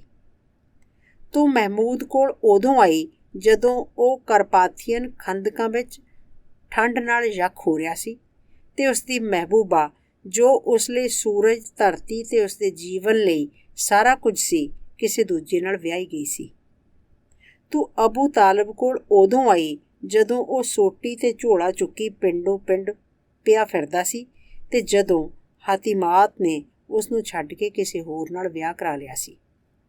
ਤੂੰ ਇਲਦਾਰੀ ਲਾਭ ਕੋਲ ਉਦੋਂ ਆਈ ਜਦੋਂ ਉਹ ਆਪਣੇ ਕਾਤਲਾਂ ਦੇ ਹੱਥੋਂ ਜ਼ਹਿਰ ਦਾ ਪਿਆਲਾ ਲੈ ਰਿਹਾ ਸੀ। ਜ਼ਾਲਮ ਨਾਇਬ ਜੁਨਤੀ ਨੇ ਅਨਖੀਲ ਮਾਰੀਨ ਦੇ ਬੁੱਲ ਸੂਈ ਧਾਗੇ ਨਾਲ ਸਿਲਵਾ ਦਿੱਤੇ ਤਾਂ ਉਸ ਵੇਲੇ ਉਸਨੇ ਆਪਣਾ ਸਭ ਤੋਂ ਚੰਗਾ ਗੀਤ ਗਾਇਆ, ਐਸਾ ਗੀਤ ਜਿਸ ਨੂੰ ਸੁਣ ਕੇ ਨਾਇਬ ਦਾ ਬਾਕੀ ਉਮਰ ਲਈ ਚੈਨ ਜਾਂਦਾ ਰਿਹਾ ਤੇ ਨੀਂਦ ਹਰਾਮ ਹੋ ਗਈ। ਮੈਨੂੰ ਦੱਸ ਕਲਾ ਕੁਸ਼ਲਤਾ, ਤੇਰਾ ਭੇਤ ਕਿਸ ਚੀਜ਼ ਵਿੱਚ ਹੈ? ਕੀ ਤੂੰ ਜ਼ਮੀਰ ਹੈ, ਸੱਤ ਹੈ, ਹਿੰਮਤ ਹੈ ਜਾਂ ਕਿ ਫਿਰ ਡਰ ਹੈ? ਬੁਜ਼ਦਿਲ ਆਦਮੀ ਵੀ ਗਾਉਣ ਲੱਗ ਪੈਂਦਾ ਹੈ ਜਦੋਂ ਉਹ ਰਾਤ ਨੂੰ ਸੜਕ ਉੱਤੇ ਜਾ ਰਿਹਾ ਹੁੰਦਾ ਹੈ। ਇਸ ਨਾਲ ਹੌਸਲਾ ਮਹਿਸੂਸ ਕਰਦਾ ਹੈ। ਤੂੰ ਖੁਸ਼ਕਿਸਮਤੀ ਹੈ ਜਾਂ ਬਦਕਿਸਮਤੀ, ਇਨਾਮ ਜਾਂ ਸਜ਼ਾ? ਤੂੰ ਉਹ ਸੁੰਦਰਤਾ ਹੈ ਜਿਹੜੀ ਲੋਕਾਂ ਨੂੰ ਤੇਰੇ ਲਈ ਤਸੀਹੇ ਚੱਲਣ ਲਈ ਬਣਾਈ ਗਈ ਹੈ, ਜਾਂ ਕਿ ਉਹ ਤਸੀਹਾ ਹੈ ਜਿਸ ਤੋਂ ਸੁੰਦਰਤਾ ਪੈਦਾ ਹੁੰਦੀ ਹੈ, ਜਾਂ ਫਿਰ ਸ਼ਾਇਦ ਤੂੰ ਸਮੇਂ ਦੀ ਘਟਨਾਵਾਂ ਦੀ ਪੈਦਾਵਾਰ ਹੈ। ਪੱਥਰ ਉੱਤੇ ਪੱਥਰ ਮਾਰਨ ਨਾਲ ਚੰਗਿਆੜੀ ਨਿਕਲਦੀ ਹੈ। ਜੰਗ ਦੁਨੀਆ ਦੇ ਵਾਸੀਆਂ ਵਿੱਚ ਵਾਧਾ ਨਹੀਂ ਕਰਦੀ, ਪਰ ਯੋਧਿਆਂ ਦੀ ਗਿਣਤੀ ਜ਼ਰੂਰ ਵਧਾ ਦਿੰਦੀ ਹੈ। ਮੈਂ ਨਹੀਂ ਜਾਣਦਾ ਕਲਾ ਕੌਸ਼ਲਤਾ ਕੀ ਚੀਜ਼ ਹੈ, ਜਿਵੇਂ ਮੈਂ ਨਹੀਂ ਦੱਸ ਸਕਦਾ ਕਿ ਕਵਿਤਾ ਕੀ ਹੈ। ਪਰ ਕਦੀ-ਕਦੀ ਘਰ ਵਾਪਸ ਆਉਂਦਿਆਂ ਜਾਂ ਵਿਦੇਸ਼ਾਂ ਵਿੱਚ ਨੀਂਦ ਦੇ ਦੌਰਾਨ ਜਾਂ ਹਰੀ ਘਾਹ ਉੱਤੇ ਕਦਮ ਧਰਦਿਆਂ ਜਾਂ ਜਦੋਂ ਮੈਂ ਖਾਣੇ ਦੀ ਮੇਜ਼ ਉੱਤੇ ਹੁੰਦਾ ਹਾਂ ਜਾਂ ਸੰਗੀਤ ਸੁਣ ਰਿਹਾ ਹੁੰਦਾ ਹਾਂ ਜਾਂ ਆਪਣੇ ਪਰਿਵਾਰ ਨਾਲ ਜਾਂ ਦੋਸਤਾਂ ਦੇ ਰੌਲਾ ਪਾਉਂਦੇ ਝੁੰਡ ਵਿੱਚ ਬੈਠਾ ਹੁੰਦਾ ਹਾਂ, ਜਦੋਂ ਮੈਂ ਆਪਣੀਆਂ ਬਾਹਾਂ ਵਿੱਚ ਬੱਚਾ ਚੁੱਕਿਆ ਹੁੰਦਾ ਹੈ, ਜਿਵੇਂ ਇਸ ਦੇ ਆਉਣ ਵਾਲੇ ਲੰਮੇ ਸਫ਼ਰ ਲਈ ਅਸੀਸ ਦੇਣੀ ਹੋਵੇ, ਜਾਂ ਆਪਣੇ ਕਿਸੇ ਦੋਸਤ ਦੀ ਅਰਥੀ ਨੂੰ ਮੋਢਾ ਦਿੰਦਿਆਂ ਉਸ ਦੇ ਅੰਤਮ ਸਫ਼ਰ ਉੱਤੇ ਉਸ ਦੇ ਨਾਲ ਜਾ ਰਿਹਾ ਹੁੰਦਾ ਹਾਂ, ਜਾਂ ਮੈਂ ਮਹਿਮੂਦ ਦੇ ਚਿਹਰੇ ਵਿੱਚ ਦੇਖਦਾ ਹਾਂ ਤਾਂ ਮੇਰੇ ਉੱਤੇ ਕੋਈ ਅਨੋਖੀ ਜਿਹੀ ਸਾਹ ਰੋਕਣ ਵਾਲੀ ਰਹੱਸਮਈ ਤੇ ਸ਼ਕਤੀਸ਼ਾਲੀ ਚੀਜ਼ ਛਾ ਜਾਂਦੀ ਹੈ। ਇਹ ਖੁਸ਼ ਜਾਂ ਉਦਾਸ ਹੋ ਸਕਦੀ ਹੈ, ਪਰ ਇਹ ਹਮੇਸ਼ਾ ਮੈਨੂੰ ਕਾਰਜ ਲਈ ਅੱਡੀ ਲਾਉਂਦੀ ਹੈ, ਮੈਨੂੰ ਬੋਲਣ ਲਈ ਮਜਬੂਰ ਕਰਦੀ ਹੈ। ਇਹ ਕੋਈ ਚੀਜ਼ ਬਿਨਾਂ ਸੱਦਿਆਂ ਤੇ ਬਿਨਾਂ ਦੱਸਿਆਂ ਮੇਰੇ ਕੋਲ ਆਉਂਦੀ ਹੈ। ਇਹ ਆਉਂਦੀ ਹੈ ਤੇ ਇਸ ਨਾਲ ਮੇਰੀਆਂ ਅੱਖਾਂ ਸਾਹਮਣੇ ਮਹਿਮੂਦ ਦੀ ਤਸਵੀਰ ਆ ਜਾਂਦੀ ਹੈ, ਆਪਣੇ ਸਿਰਕਾਸੀ ਕੋਟ ਵਿੱਚ, ਆਪਣੇ ਹੱਥਾਂ ਵਿੱਚ ਪੰਡੂਰ ਫੜੀ ਤੇ ਆਪਣੇ ਤੀਵਰ ਪ੍ਰੇਮ ਨਾਲ ਜਿਹੜਾ ਅਖੀਰ ਤੱਕ ਨਾ ਮੁੱਕਿਆ ਤੇ ਨਾ ਉਸ ਦੇ ਗੀਤਾਂ ਵਿੱਚ ਪੂਰਾ ਗਾਇਆ ਗਿਆ। ਆਪਣੀ ਉਦਾਸ ਤੇ ਸੁਨੇਹੀ ਮੁਸਕਾਨ ਨਾਲ ਪਿਤਾ ਜੀ ਹੱਥਾਂ ਵਿੱਚ ਜ਼ਹਿਰ ਦਾ ਪਿਆਲਾ ਫੜੀ ਇਲਦਾਰੀ ਲਾਭ ਜ਼ਾਲਮ ਨਾਇਬ ਦੇ ਹੁਕਮ ਨਾਲ ਸੀਨਤੇ ਤੇ ਖੂਨ ਵਹਿੰਦੇ ਬੁੱਲਾਂ ਵਾਲੀ ਮਰੀਨ ਮੇਰੀਆਂ ਨਜ਼ਰਾਂ ਸਾਹਮਣੇ ਆ ਜਾਂਦੇ ਹਨ ਤੇ ਉਹਨਾਂ ਤੋਂ ਪਰੇ ਦਾਂਤੇ, ਟੋਲਸਟਾਏ, ਸ਼ਿਲਰ, ਬਲੋਕ, ਗੈਟੇ, ਵਾਲਜ਼ਾਕ ਤੇ ਦਸਤੋਵਸਕੀ ਵਰਗੇ ਮਹਾਨ ਬੰਦਿਆਂ ਦੀਆਂ ਤਸਵੀਰਾਂ ਮੈਨੂੰ ਦੂਰੋਂ ਬੁਲਾਉਂਦੀਆਂ ਹਨ ਤੇ ਕਦੀ-ਕਦੀ ਮੈਨੂੰ ਲੱਗਦਾ ਹੈ ਕਿ ਧੁੰਦ ਵਿੱਚੋਂ ਦੀ ਤੇਜ਼ ਕਿਰਨਾਂ ਦੇ ਪ੍ਰਕਾਸ਼ ਵਿੱਚ ਖੁਦ ਰੱਬ ਦੀ ਤਸਵੀਰ ਚਮਕ ਰਹੀ ਹੁੰਦੀ ਹੈ। ਤੂੰ ਕੌਣ ਹੈ? ਮੈਂ ਇਸ ਨੂੰ ਕਦੀ-ਕਦੀ ਪੁੱਛਦਾ ਹਾਂ। ਮੈਂ ਤੇਰੀ ਕਲਾ ਕੌਸ਼ਲਤਾ, ਤੇਰੀ ਕਵਿਤਾ ਹਾਂ। ਤੂੰ ਕਿੱਥੋਂ ਆਈ ਹੈ? ਮੈਂ ਹਰ ਥਾਂ ਹਾਜ਼ਰ ਹਾਂ। ਤੇਰੀ ਉਮਰ ਕੀ ਹੈ? ਕੀ ਤੂੰ ਮੇਰੀ ਉਮਰ ਦੀ ਹੈ? ਨਹੀਂ, ਮੇਰੀ ਉਮਰ ਇੱਕ ਸਕਿੰਟ ਹੈ, ਪਰ ਫਿਰ ਵੀ ਹਜ਼ਾਰਾਂ ਸਦੀਆਂ ਹੈ। ਮੇਰੇ ਵਿੱਚ ਬੱਚੇ ਦੀ ਸਾਦਗੀ, ਨਾਦਾਨ ਜਵਾਨੀ ਦਾ ਤੀਵਰ ਜਜ਼ਬਾ ਤੇ ਬਜ਼ੁਰਗ ਦੀ ਸਿਆਣਪ ਮਿਲੀ ਹੋਈ ਹੈ। ਮੈਂ ਅਕਾਲ ਹਾਂ, ਮੈਂ ਅੱਗ ਹਾਂ ਜਿਸ ਨੂੰ ਕੋਈ ਨਹੀਂ ਬੁਝਾ ਸਕਦਾ। ਮੈਂ ਉਹ ਗੀਤ ਹਾਂ ਜਿਸ ਨੂੰ ਕੋਈ ਅਖੀਰ ਤੱਕ ਨਹੀਂ ਗਾ ਸਕਦਾ। ਮੈਂ ਉਹ ਉਡਾਨ ਹਾਂ ਜਿਸ ਨੂੰ ਕੋਈ ਪੂਰੀ ਨਹੀਂ ਕਰ ਸਕਦਾ। ਮੈਂ ਤੇਰੇ ਤੋਂ ਬਹੁਤ ਦੂਰ ਹਾਂ, ਫਿਰ ਵੀ ਤੇਰੇ ਅੰਦਰ ਹਾਂ। ਮੇਰਾ ਸਾਥ ਖੁਸ਼ੀ ਤੇ ਵਜੂਦ ਹੈ, ਪਰ ਮੇਰਾ ਸਾਥ ਸਖਤ ਅਜ਼ਾਬ ਵੀ ਹੈ। ਮੇਰੇ ਤੋਂ ਭਾਰਾ ਤੇ ਮੇਰੇ ਤੋਂ ਹਲਕਾ ਬੋਝ ਹੋਰ ਕੋਈ ਨਹੀਂ। ਜੇ ਮੈਂ ਹਾਜ਼ਰ ਹੋਵਾਂ ਤਾਂ ਵਾਇਲਨ ਦੀਆਂ ਤਾਰਾਂ ਦੀ ਥਰਕਣ ਠੰਡੀਆਂ ਚਟਾਨਾਂ ਨੂੰ ਪਾੜ ਸਕਦੀ ਹੈ। ਜੇ ਮੈਂ ਹਾਜ਼ਰ ਹੋਵਾਂ ਤਾਂ ਸੁਰਨੇ ਦਾ ਸੰਗੀਤ ਘਾਟੀਆਂ ਵਿੱਚ ਪਹਾੜੀ ਬਲਦਾਂ ਨੂੰ ਨਚਾ ਦੇਵੇਗਾ। ਜੇ ਮੈਂ ਹਾਜ਼ਰ ਹੋਵਾਂ ਤਾਂ ਕਾਤਲ ਦੇ ਹੱਥਾਂ ਵਿੱਚੋਂ ਖੰਜਰ ਡਿੱਗ ਪਵੇਗਾ ਤੇ ਪ੍ਰੇਮੀ ਚੁੰਮਣ ਵਿੱਚ ਇੱਕਮਿਕ ਹੋ ਜਾਣਗੇ। ਜਦੋਂ ਉਹਨਾਂ ਆਂਦੀ ਪਿੰਡ ਦੇ ਪਾਤੀ ਦਾ ਕੋਟ ਲਾਇਆ ਤਾਂ ਮੈਂ ਉੱਥੇ ਸਾਂ। ਜਦੋਂ ਮਰੀਅਮ ਨੂੰ ਅਗਵਾ ਕਰਕੇ ਸਵਾਰ ਨੇ ਕਾਠੀ ਅੱਗੇ ਸੁੱਟ ਲਿਆ, ਮੈਂ ਉੱਥੇ ਸਾਂ। ਜਦੋਂ ਜੋਨ ਆਫ ਆਰਕ ਨੇ ਆਪਣੀ ਤਲਵਾਰ ਕੱਢੀ ਅਤੇ ਆਪਣੀਆਂ ਫੌਜਾਂ ਨੂੰ ਅੱਗੇ ਵਧਣ ਲਈ ਲਲਕਾਰਿਆ, ਮੈਂ ਉੱਥੇ ਸਾਂ। ਜਦੋਂ ਆਦਮੀ ਨੇ ਖੰਭਾਂ ਦੀ ਕਾਢ ਕੱਢੀ ਅਤੇ ਉੱਚੇ ਮਨਾਰ ਤੋਂ ਛਲਾਂਗ ਲਾਈ ਤਾਂ ਮੈਂ ਉੱਥੇ ਸਾਂ। ਜਦੋਂ ਮਾਗੀਲਾਨ ਜਾਂ ਕੋਲੰਬਸ ਨੇ ਬਾਦਵਾਨ ਉੱਚੇ ਕੀਤੇ, ਮੈਂ ਉੱਥੇ ਸਾਂ। ਜਦੋਂ ਸਿਸਟਾਈਨ ਮੈਡੋਨਾ ਦਾ ਚਿੱਤਰ ਬਣਾਇਆ ਜਾ ਰਿਹਾ ਸੀ, ਮੈਂ ਉੱਥੇ ਸਾਂ।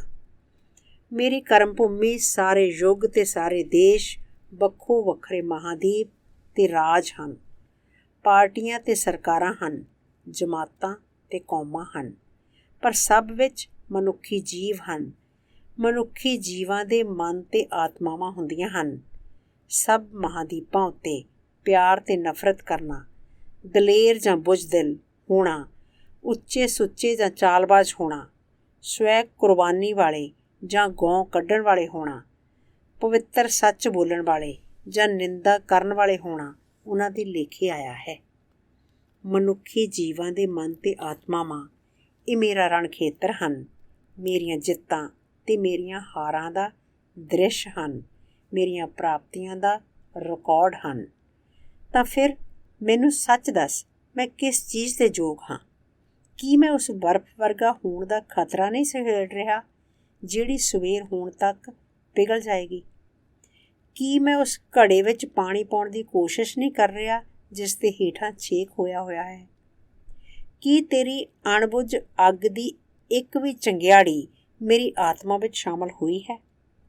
ਜਾਂ ਤੇਰਾ ਇੱਕ ਵੀ ਲਹੂ ਦੇਣ ਵਾਲਾ ਆਤਸ਼ੀ ਮਦਹੋਸ਼ ਕਰ ਦੇਣ ਵਾਲਾ ਤੁਪਕਾ ਮੇਰੇ ਬੁੱਲ੍ਹਾਂ ਉੱਤੇ ਪਿਆ ਹੈ? ਮੇਰੀਆਂ ਅੱਖਾਂ ਵਿੱਚੋਂ ਖੁਸ਼ੀ ਅਤੇ ਗਮ ਦੇ ਹੰਝੂ ਵਹਿੰਦੇ ਹਨ। ਮੇਰੇ ਕੁਝ ਹੋਰ ਵੀ ਹੰਝੂ ਹਨ, ਗੁਪਤ, ਜਿਹੜੇ ਮੇਰੀਆਂ ਪਲਕਾਂ ਹੇਠ ਲੁਕੇ ਹੋਏ ਹਨ, ਉਸ ਸਹਿਕ ਦੇ ਪੰਛੀ ਵਾਂਗ ਜਿਹੜਾ ਸ਼ਿਕਾਰੀ ਦੇ ਪੈਰਾਂ ਦੀ ਆਵਾਜ਼ ਸੁਣ ਕੇ ਲੁਕ ਜਾਂਦਾ ਹੈ।